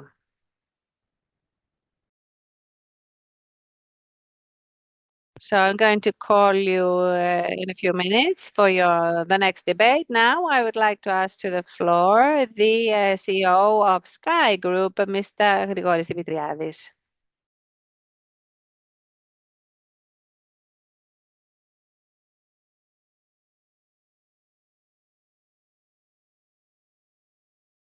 Mr. Dimitriadis, I'm so happy that we're going to have this discussion. You're someone from the market, coming from the market. You have great experience from the Sky Group. We had discussed to talk about Democracy 2030, to talk about the quality of democracy on the public political dialogue, and how it arises as a theme and as an issue of national importance, because I believe that journalism can have a great national role to play. But since we talked about toxicity on the social media, and we heard the politicians from the previous panel and Mr. Marinakis mentioning the fake news, I wanted to ask you the following. Do you believe that in the field of social media, do we see this toxicity, or do we see it just in TV stations? I'd like to thank Mr. Michalolos. I would like to congratulate him on the organization of this event and this on this great island. I've visited Nisyros some years ago, well, many years ago for vacation, but it's always nice to come back. And it's been 3 months now that we are together in the field of media, and this is a very interesting field indeed. Indeed, the media, whether we talk about social media or TV, they play a crucial role in the way we get our information. 3 months ago, I didn't used to watch TV, and now I tend to watch more. So, in any case, social media is what we actually use the most. And it's easier for social media to diffuse toxicity, which is present in the political sphere. But this is not something new. Toxicity was there, was amongst politicians and amongst political parties in the 70s and the 80s. This is not something new. Mr. Marinakis said that we used to read newspapers, then we opted for TV, now we have the social media. But now I think toxicity comes on real time. Yes, we were able to witness toxicity all around, but now we can see it everywhere. And this is something that has been recycled in an era that we thought that we had gone beyond the toxicity of previous decades and that we were able to move forward. But with regard to the role of television and the press and the radio, which are the most traditional media, well, I believe that we should obviously be more serious. So as not just to have information. Information is everywhere. No one is waiting for the TV bulletin at 8 o'clock, at 8 p.m. To get the news. But we need to be more serious on the context and on the real information, and to make like a sort of sorting out of the information of information that is actually substantial. And I believe that all media, in order to remain relevant in our era, is to build relationships of trust. And you can only be trust through serious work, through good journalists who can analyze things on real time, giving the real perspective of things. Now, when there is lack of information, we have actually the same problem when we have too much information. We cannot see what we actually want to see and learn. And of course, we in our group, we will invest on social media in order to provide a serious journalism and have an outreach throughout the world. So it's not only a matter of TV with the Council of National Television putting some rules and imposing some rules. Same rules or similar rules should also be imposed on social media.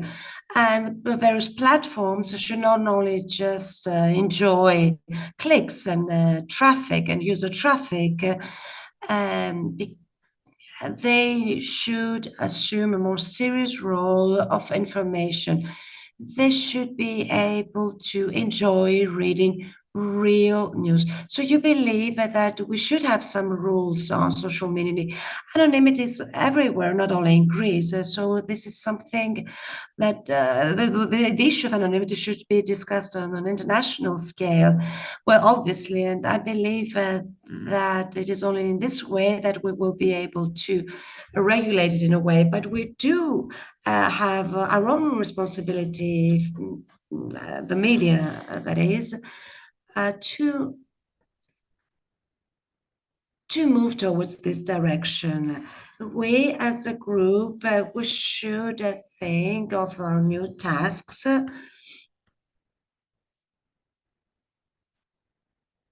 Is to unify the newsroom, to think digital first, but also have the analysis and high quality on both the digital media and in the TV shows, because TV shows are still being watched by a high majority of people, and these shows can form the public opinion. So digital first, but also AI. In what way does AI threatening? Is it threatening social media and informational websites? Could it be an ally to media, to the media, or is it rather an enemy? Well, AI is a great tool that could help us do our job better or worse. Well, it is a technical tool with regard to managing the archive, some automation methods, but it remains a skill.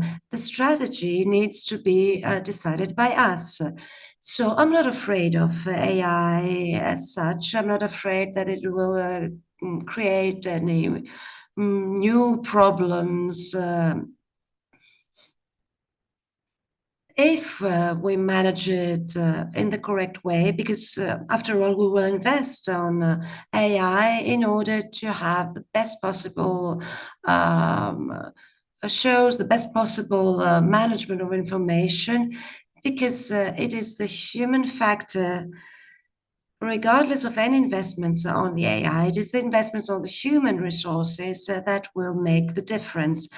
It's a good thing that we at the Sky Group, we have a great journalists and high-skilled people. AI alone, well, we're not sure where it would lead us, maybe to too many mistakes. Hopefully, it will be a tool that will help us in our strategy.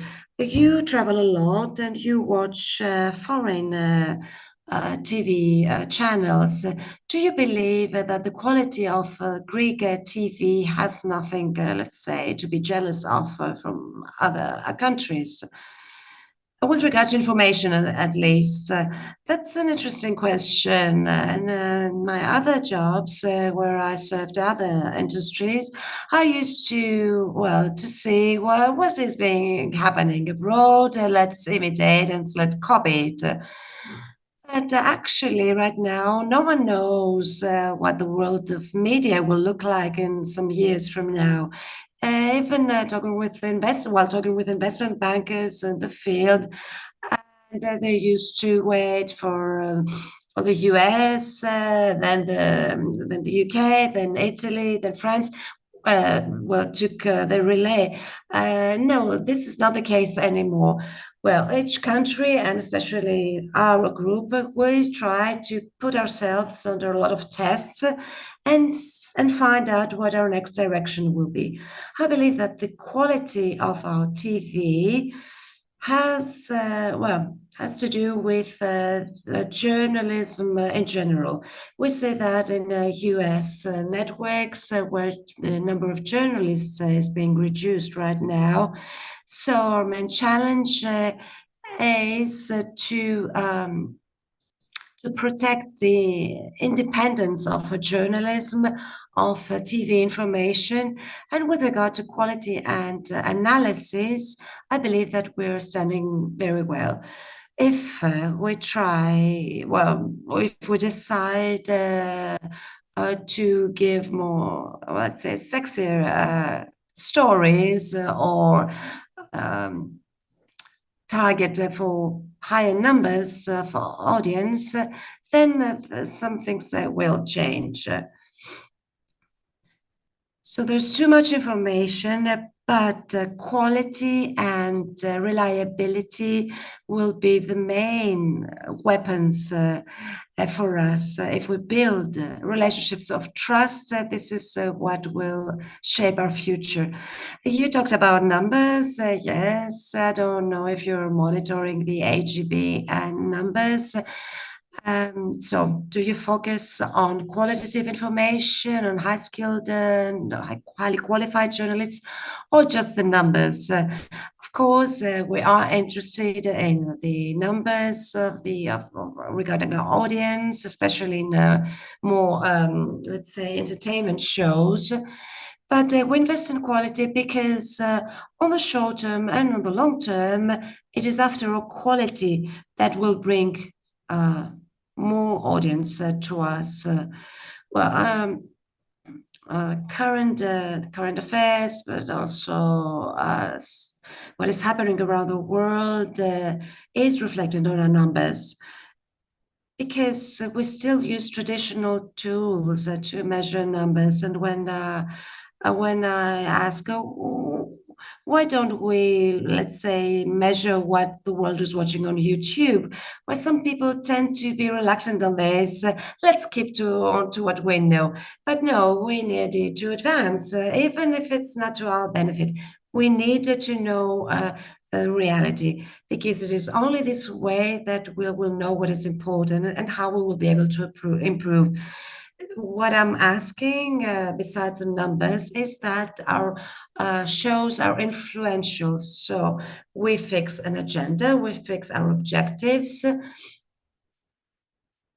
and we gain benefits on long term. We have documentaries by journalist Papantoniou, Mrs. Panagiotis, and Mr. Dendrinou.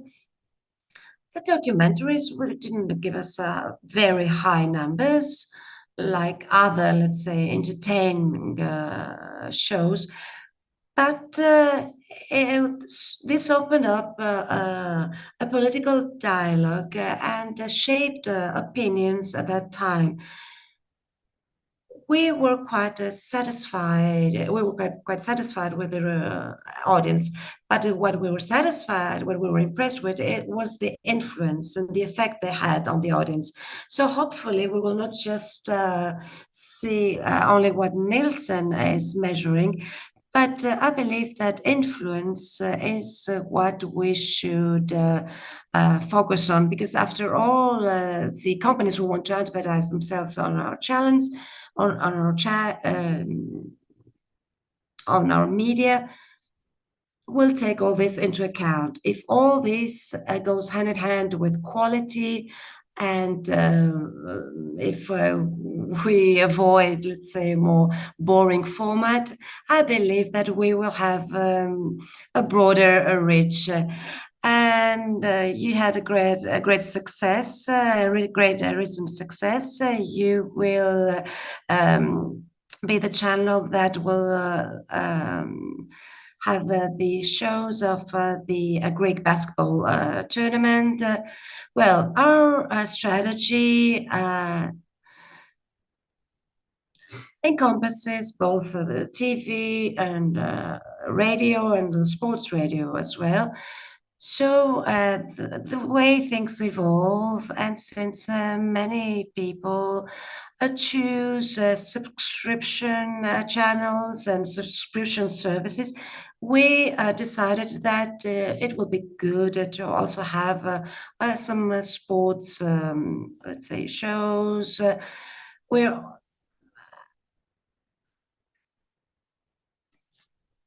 But we shouldn't just keep to one team or one specific team, like Panathinaikos, for example. We wanted to offer a more comprehensive package, let's say. And I believe that at the end of the day, TV needs to have this informative nature, but the audience also needs to see some live events on TV, not just scroll and on their phone. So, if we are to have this new infrastructure and this logistics needed for a live, let's say, shows, why not create this sports TV subscription channel and offer to our audience information, sports, and why not an entertaining, let's say, package? Of course, we need to invest on our strategy, to work hard, and to have a specific agenda. So you might think that with our timetable is for the next 50 years, you might think it's too long term, but we need to have a specific strategy. Thank you very much. And now let's give the floor back to Mrs. Maria Sarafou, who will talk about with Mr.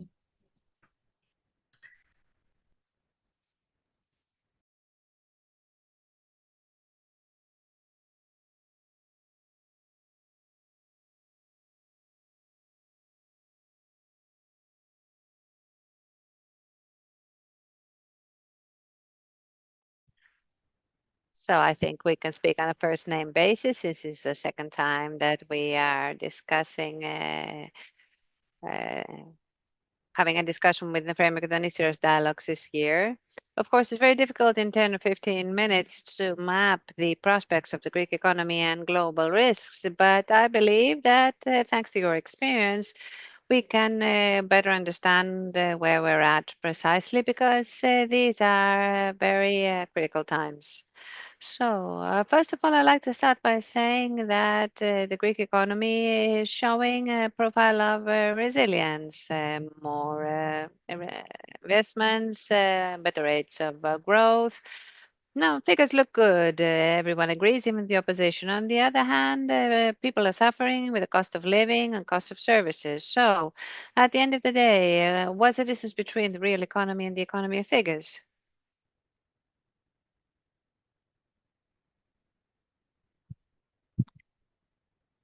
Very good question indeed. Before I answer, I would also like to thank Nisyros Dialogues and Mr. Michalos for their invitation. Let me tell you this. Both views are quite true. The economy is doing well in the sense that the GDP has increased significantly and salaries is also. The unemployment rate has dropped, which means that these are all true facts. So, question is, why is there this social discontent? To a great extent, this social discontent mainly has to do with the rate of inflation. We were quite unlucky with regard to inflation in the sense that in 2022 we had the invasion of Russia, of Ukraine by Russia, which led to an increase in prices in energy and food, which was a great inflation-related shock of 12%, which was completely unexpected. This year again, we had the Gulf crisis, which led to another energy shock. But this is only part of the answer. The key characteristic of the Greek economy, which we discussed last year, is the total lack of investments over a very long period, which means that there's no continuity for a long period. Well, when I speak about the total lack of investment, well, we had 10 years of Greek crisis, and when things started to improve, we had the COVID crisis for another 2 years. This meant that for a long period of 12 years, in actual fact, there was a complete lack of investment. The demand increased when revenue increased and people's psychology improved as did their financial status, and they started asking for some products. But very quickly, we came to a situation where these products were not on offer. A large part of inflation has to do with services, health services. Last year, we spoke about the high cost of living in relation to rent and property prices, and this hasn't changed this year either. Yes, because there's this huge investment gap of 12 years, which cannot be covered in 1 or 2 or 3 years. And in addition to that, something that may potentially not be on many people's radar is the fact that one of the great successes of recent years is the effort to try and modernize the Greek state. This whole effort of combating tax evasion, for example, is an immense success which has led to a major increase in public revenue. However, at the same time, we need to understand that this reduces disposable income. Since I was a student, we have always said that in Greece there's a huge gap with regard to the VAT, that VAT is not being paid. It used to be 25 to 30%, which meant that 30% of the VAT was not being um, deposited in the state coffers. Uh, Based on the data of 2025, Greece will be better than the EU average in relation to this with regard to combating tax evasion, which is a huge success. And is this related to high cost of living? Yes, because VAT is now being paid. In the past, it used to be part of the marginal profit of the plumber, the electrician, the doctor, the businessman who now has to submit the VAT, pay their tax contributions, insure their employees because of the digital employment card. All this is increasing the cost of an SME. Yes, but this doesn't sound good to legal taxpayers who pay their taxes diligently. Yes, that's true. But what they said in the past, 100 euros if I don't give you a receipt, 120 euros with a receipt. Well, now if we move to the payments with a receipt, the cost is moving from 100 to 130, and this is gradually affecting the prices. Legality has a cost. And right now, there's this tug of war on who will cover this cost, the business or the consumer. Well, there needs a way to balance out this difference because things cannot continue like this. Let me ask you, Elias, we have major conflicts, geopolitical, financial, etc., which were a thing of the past, but now they're a thing of the present. And this instability is continuing. Is there a risk facing Greece right now in relation to this? Well, we economists are talking about the period of polycrises right now, multiple crises, and this is not something that is a result of an accident. All these mini crises which seem to be repeated quite often on a regular basis, seem to be the result of living in a transitional period, moving from the collapse of the Berlin Wall and of the Soviet Union, then going through a long period of hegemony on behalf of the US. This is coming to an end, and now we're going not into a bipolar world of US and China, but rather a multipolar world, US, China, Europe, and the so-called global South, where we have large emerging economies such as that of Brazil, India, and Vietnam, which are also trying to find their position in the global economy that they believe they deserve. So this transition from monopolar, unipolar to a multipolar world is creating this upheaval and these crises.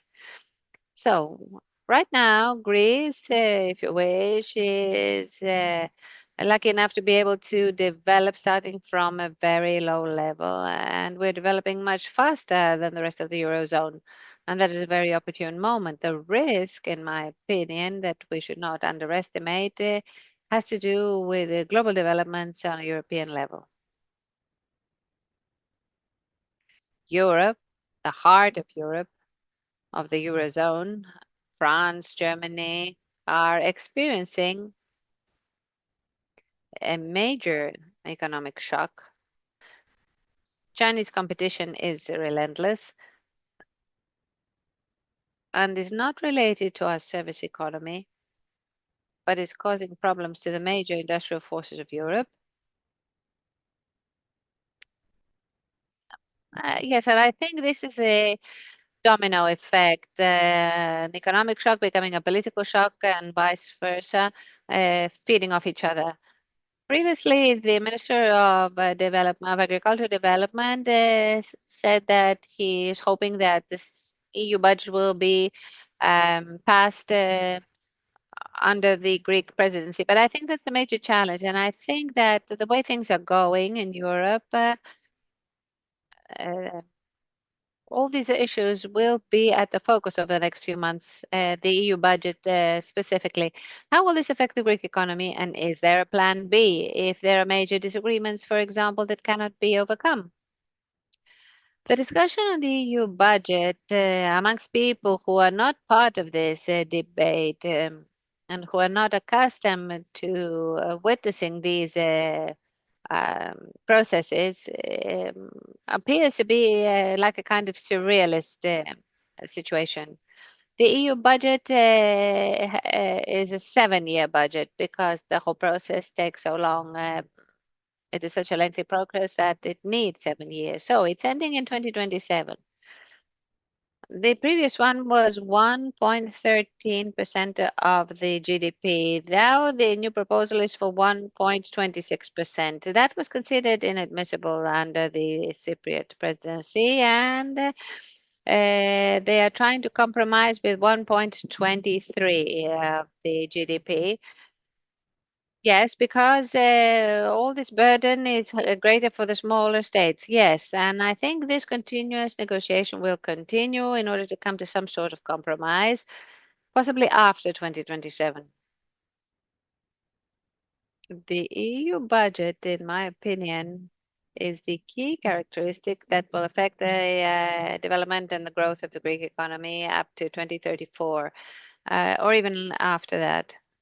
And we're not only talking about the size of the EU budget, but the way in which it will be allocated to the various funds, the way in which the funds will be managed and by whom. Will they be managed by the member states or the EU Commission? Because there's an effort being made to change the way in which funds are going to be managed, not only the size of the funds.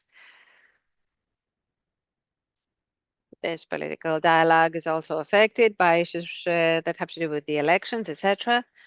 But what we need to do is to see what could affect the Greek economy on a long-term basis and over the next 10 years. And I believe the answer is the EU budget and the way in which this will be managed either on an EU level or on the level of the Greek economy. Yes, this debate has already begun. The decision-making method is also being discussed, and the majorities are being put to the test. So these European issues are highly interesting. So to conclude, we have been hearing about a change in Greece's production model for so many years and various proposals in relation to this. If you had 10 billion euros to invest in a new production model, but not in property or tourism in Greece, where would you invest your money? Well, despite everyone's complaints, the production model in Greece is changing, potentially slower than we would like, but that's a different story. The production model, nevertheless, is changing. Greek exports nowadays are 100 billion per year. 50 billion of this have to do with processing. So we're not only talking about tourism and maritime sector. 50% are tourism and maritime sector. Other 50% have to do with the manufacturing or processing sector. So this feeling that the production model in Greece is only tourism and maritime issues, affairs, is not the case. How would I invest this 10 billion that you gave me? Well, I'm an economist, so I would do this. I'd see what everybody else is doing and then sell it as my own idea. Look what's happening around us right now. The fact that the PPC, the Public Power Corporation, makes this huge geopolitical uncertainty, this conflict, this energy shock, has made an increase of 4 million with no problem, 4 billion and 650 the DA and Yekterna also. The fact that we're only investing in property, and this idea is now outdated because there are other sectors such as energy, and I'm not going to go into that extensively because there are experts in this that will speak after me. But the energy sector, defense, logistics, and if you like, allow me, let me link this to what Mr. Skinas mentioned, the agricultural sector, the way in which the land is cultivated in Greece. All these are outdated. Uh, with a great wastage of resources and ineffective. So, improving agricultural production, I believe, is the great next story. Thank you very much indeed.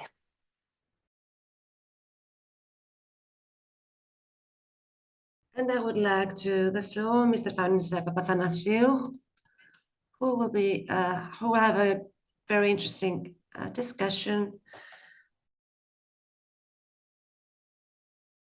from news. I would like to thank Mr. Michalolos. This is a great pleasure to meet once again on our favorite island, Nisyros. And just to know how the global outreach of Nisyros Dialogue, I would like to share this. 3 weeks ago, I was at the Delphi Forum in Iraq, in Soleimani, and due to the Middle East developments, well, the airspace was closed down. Well, it was a great, huge adventure. We had to go to Turkey and then fly back to Greece. So I met there Konstantin Volkov. And when I mentioned Nisyros and the dialogues, Konstantin made well, everything, and he did everything in his power to attend this conference. So this shows the great and global outreach of Nisyros dialogues that have been, after all, internationally have become an international institution. Mr. Playa is one of the most eminent consultants of the Secretary General, Mr. Rate, and well, before we're waiting for the next assembly at Ankara on 7th and 8th of July, so it is a great opportunity to have him with us.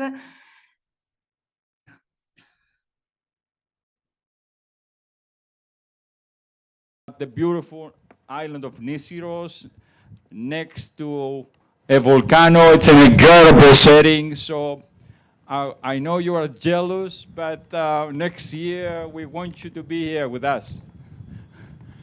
Καλησπέρα. Θα ήθελα πάρα πολύ να είσαι Oh, nice, quick. είμαι εκεί Good evening. το βράδυ απόψε με Yes. εσάς. Indeed, Δυστυχώς πρέπει να I μείνω wanted εδώ to στις be Βρυξέλλες. amongst you, I'll but continue in English now. I had My to Greek is really not that good. stay in Brussels. But yeah, I'd love to be with you next year. Hopefully. Next year, we want you to join us here, please. So let's give us your perspective in view of the summit in Ankara. What's the key issues that are going to be in the agenda? Are you getting ready in NATO for a summit that the NATO allies are going to have a consensus on the new emerging NATO, or the key players will disagree? Give us your perspective, your take. Well, indeed, thanks very much for that question. Look, I think at this summit that we are preparing in only a few days away now, you will see that NATO allies will demonstrate that we are responding to an increasingly volatile and complex and dangerous security environment, whilst remaining focused on our mission of collective defense. And we know that a year ago in The Hague, just next to us here in Belgium, the NATO summit last year set out a number of key priorities, right? Invest more, produce more, and ensure continued support to Ukraine. Now, the summit in Ankara, in a couple of days from now, will be about showing that we are making vital progress against those three priorities, delivering on those commitments. So, while more cash is crucial, and of course, there's been amazing progress since last year, since the Hague summit on the defense investment piece, Ankara will also be, and I think in particular be, about showing how that cash is delivering combat-ready capabilities and also significantly scaling up our defense industries on both sides of the Atlantic through transatlantic cooperation. One feature of this will be that we will be using the summit actually to host the largest ever NATO summit defense industry forum. So I think to answer your question also, this is also a summit where we will highlight NATO's evolution into an alliance in which European allies and Canada are taking even more responsibility for our shared security. This is part of the vision of what the Secretary General calls NATO 3.0, a stronger Europe in a stronger NATO. Can you elaborate on this, because it's very important, the new NATO, as we see the emergence of new NATO? What's the main characteristics, and what's the role of Europe, and is Europe, the European countries, ready to take this responsibility? Yeah, I think this is indeed, as you say, an essential part of the summit and the overall narrative. I always like to say that this is a long-term generational project that we started at The Hague with the defense investment plan. This was a foundational commitment to rebalance our alliance towards a more credible posture where Europe will take on, together with Canada, a much larger share of the conventional defense and deterrence within the alliance. This has to happen through investment. That's why the investment plan in The Hague was foundational. But it's also about delivering on those investments, translating them into capabilities, and structuring them into credible changes in our posture, in the way we're organized. That's happening across a number of ways. Our Secretary General talks about this being a mindset shift, and we're seeing that all across Europe, all across NATO. We're seeing that, for instance, in our command structure. Earlier this year, allies agreed on a new distribution of senior officer responsibilities in NATO, where for the first time, European allies will play a more prominent role in NATO's military leadership. So to be concrete, all three of NATO's joint force commands, which lead the operational planning and command in crisis and conflict, will now be led by Europeans in future. That's one concrete example. We are seeing Europeans step up, of course, through the investments themselves. We've seen more than $139 billion in 1 year alone in investments by European allies and Canada. In the year before, from 24 to 25, we saw nearly 20% increase in investments. So that's an extraordinary amount. There's a ramp up going on. We're seeing that also in the defense industry, the way that our defense industries are stepping up, they're producing more, they're innovating more, they're delivering that. And I think we'll see that very concretely on Tuesday. I don't want to give away too many details, but we're lining up a series of announcements in which capability coalitions will be coming together. Allies will be announcing very concrete numbered packages of capabilities that they will be investing in as groups. And NATO has been playing a key role as a convener and as an organizer of the capability coalitions to show also how we are translating those big numbers into actual concrete capabilities that will make Europe and NATO as a whole stronger and safer. Robert, you're referring to important, very interesting points. You mean that all the parts of NATO, all the members of NATO, are going to be committed in Ankara now about their part, about their role?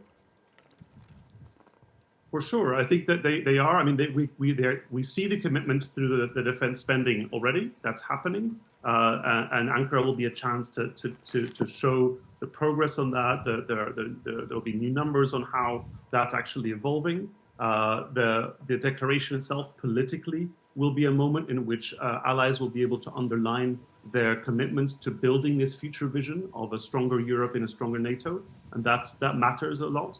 And then I think it'll also be manifest through concrete commitments in the defense industrial sphere, in the capability sphere, but also I'll underline another aspect which is really important here in their continuing support to Ukraine.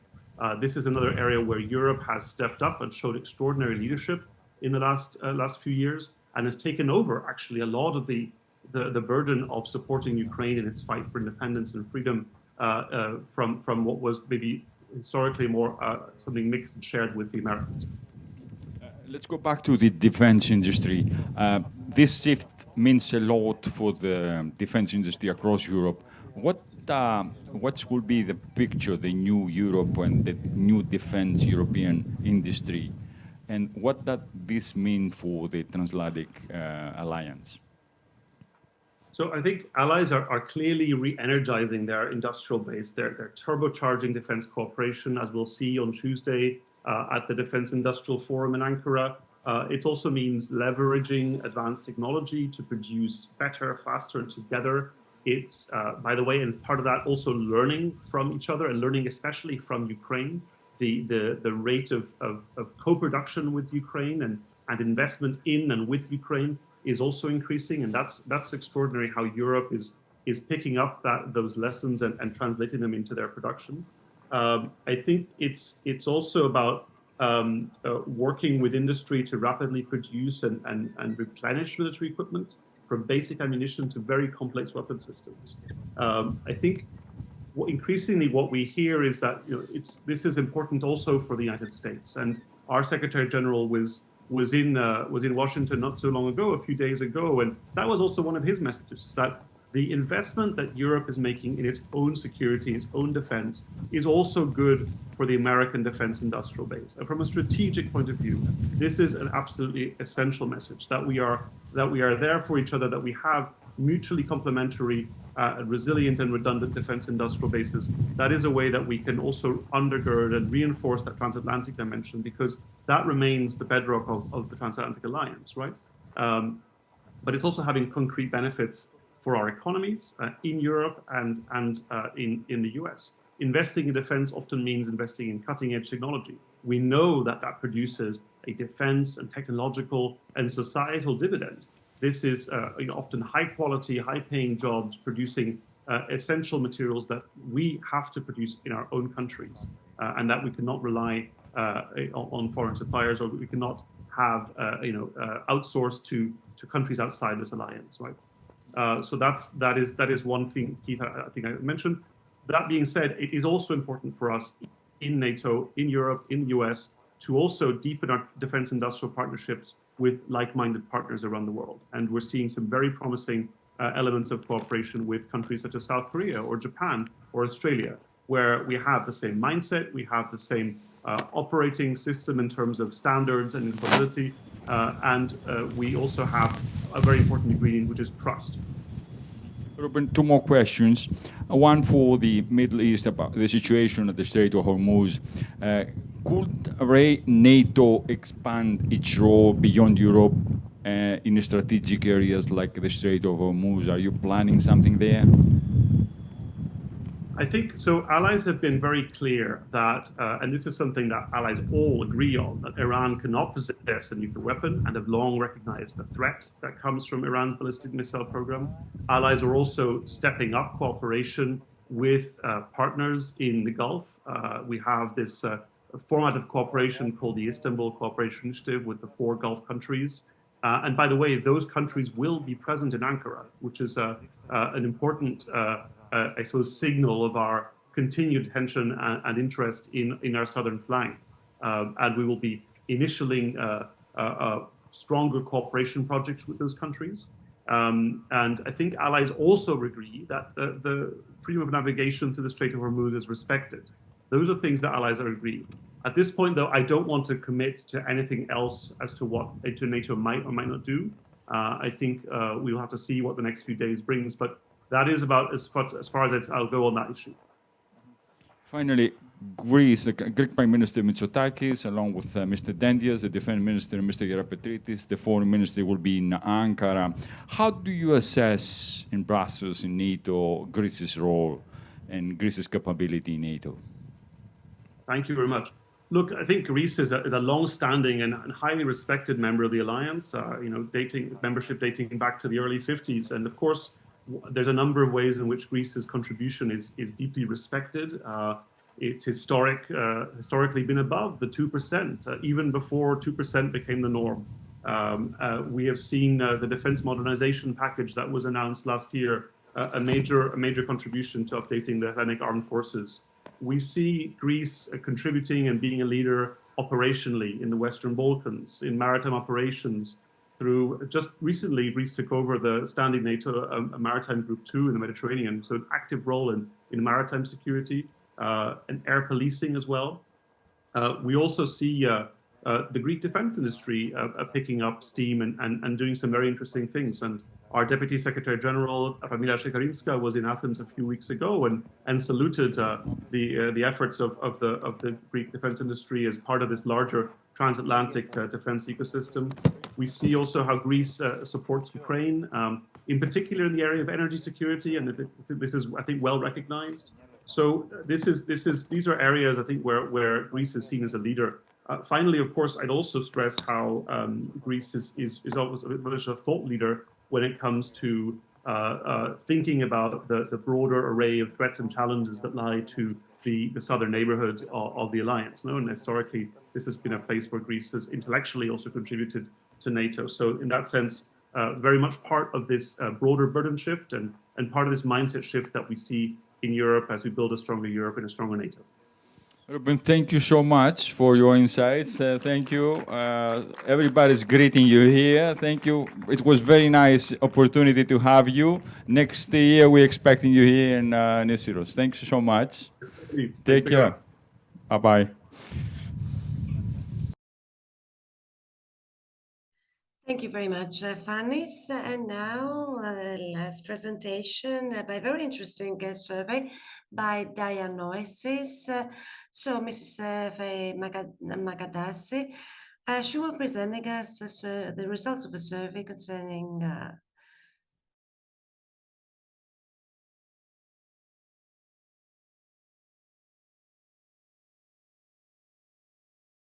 to the volcano. But I think it's due to Michalolos and the Nisyros dialogues. This is why I'm here for the 3rd consecutive time. Thank you very much, Panagiotis, for your invitation. It's a great pleasure always to contribute to the dialogues. With our content, we started by a presentation on sustainable tourism and ecotourism, on how we can make good use of the Natura regions network, meaning protected regions. And last year, we made a presentation on a study concerning culture. And I will be presenting you the results on a new survey on AI. it was mentioned multiple times today. This is a mega trend where I would say that it is actually a new world opening up. It's not like climate change or demographic problems or urbanization problems, which used to be mega trends. So DiaNEOsis every year focuses on one issue. Last year, it was the constitutional revision concerning the way the constitution could be optimized, and the constitutional revision or revisions that might take place. And we, of course, conduct some studies, some in-depth on the agricultural sector, on the housing policy and crisis, and many more. And this year we've been focusing on AI, trying to approach this notion from both, well, from two perspectives. I'm sure you were all hungry and we want to go to our dinner. I would like to thank my colleagues, my partners who are actually hungry. Please come sit close to me. So we're always interested in listening to what the public opinion has to say on what we are discussing. And well, usually scientists use a jargon that tends to create some distances. So, one survey had to do with what do Greeks say that they believe about, that they think on AI. So, this is a series of surveys with the same title, and for the last years, okay, no, it was not my colleagues after all, it was my children. So it's like a photograph, a panoramic photograph. We will try to have a broader image on various things, on various issues that concern us. So please, a big applause to my presentators. No, this is not this presentation I wanted to show you. Well, but since we do not actually have a lot of time, well, let me just start by explaining that we carried out two studies on AI. On the Greek public opinion, we used a methodology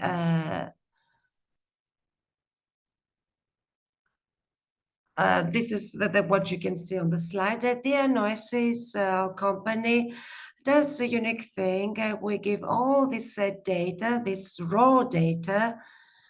Everything is public and accessible to everyone. So we used a mixed methodology, Kawi. So you have to call the elderly, but you have to reach out to the youngest members of the population through the internet.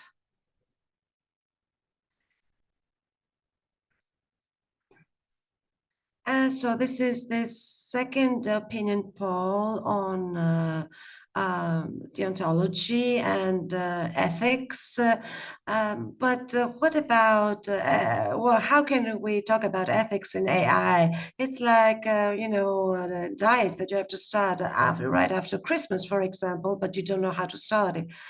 Well, ethics is trying to regulate or to shed light on a very narrow street of algorithms. So we try to focus on AI. 8 out of 10 of those questions said that they have heard of the word artificial intelligence. How many of them actually use it? And this was quite interesting because According to Metron, who carried out this study, it was around 47% in October 2025, 65% in January, and last May, we were at a 69.2, an exponential rise in the use of AI. That is, so 7 Greeks out of 10 use AI. How often do they actually use it? On a daily basis, 37%, sometimes per week, and well, average is one part of the story. There, we also have all this demographic data and components that show us highlight some other perspectives. Men use AI more commonly.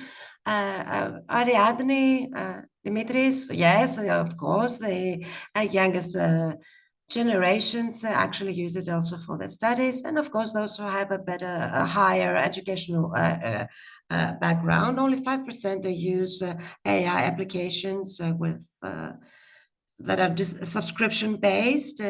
Most of the users use applications that are free on the net.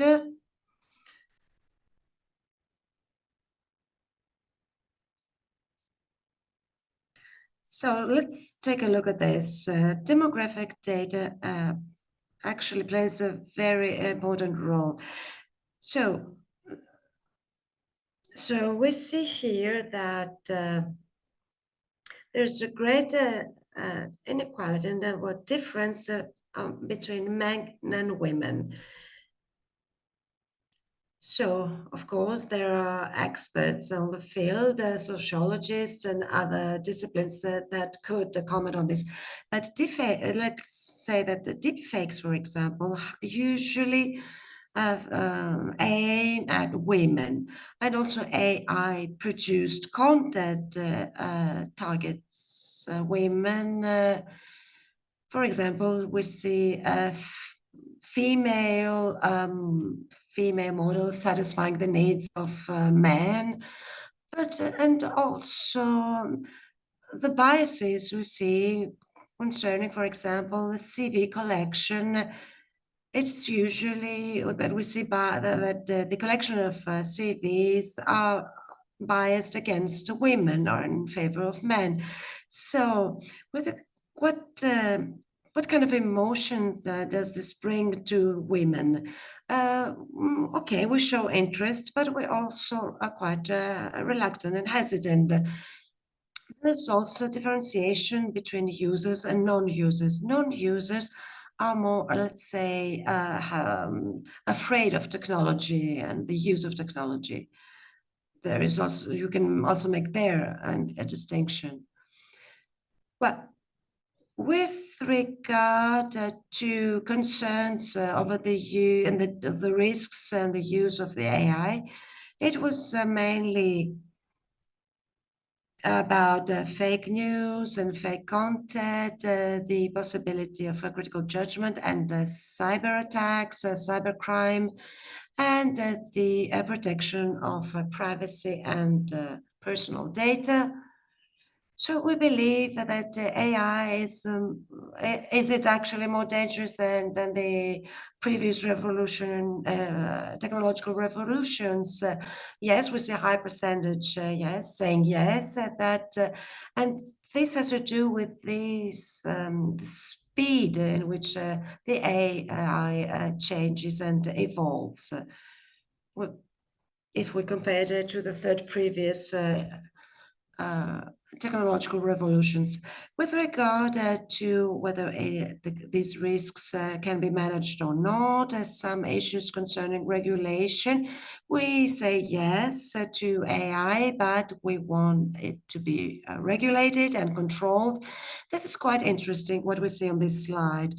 We asked whether there should be complete prohibition or use on conditions, and a high percentage says no use on or complete prohibition on the use of AI in medical diagnosis, although in the majority of cases, AI can analyze so many imaging results, for example, that no human doctor would see in a life.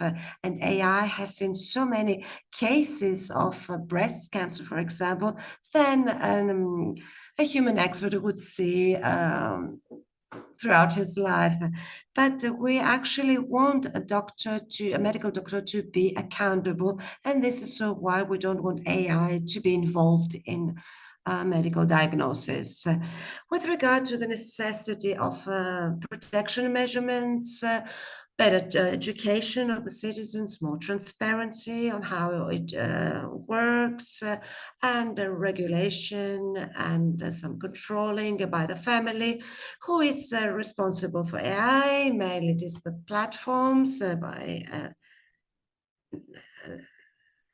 it is the platforms that are responsible for any faults, and which is the institution that should adopt the protection measures.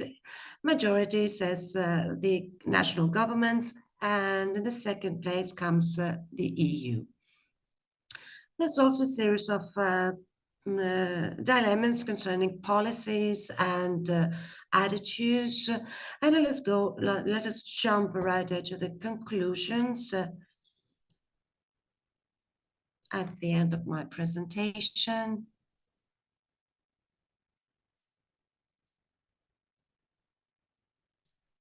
So 81% are familiar with AI. We're quite familiar, and we continue to become more and more familiar.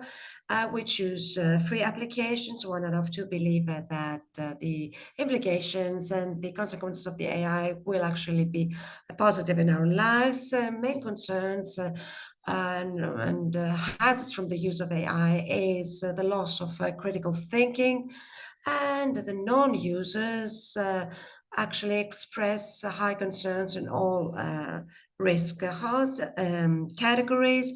And there are different views concerning whether these risks are manageable or not. We say yes to AI, but always with control and some limits.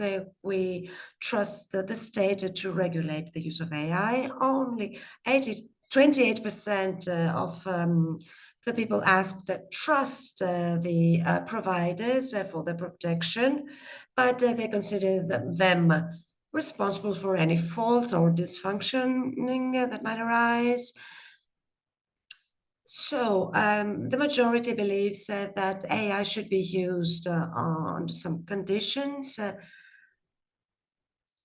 The great majority requires stricter rules and regulations, priorities in the protection of jobs. So there's a great concern on the loss of jobs. This is, after all, everything that has to do with employment and the loss or elimination of specific types of jobs. Privacy is more important than the complete use of data. And there is a restricted but existing concern over the environmental footprint of AI. It is not generalized, but it does exist. So I would like to thank you all for your attention. Thank you. So you can send your presentation through an email because the results are very, very interesting. No, we're actually not hungry, but I think it's time to put an end to this meeting. Mr. Michalolos,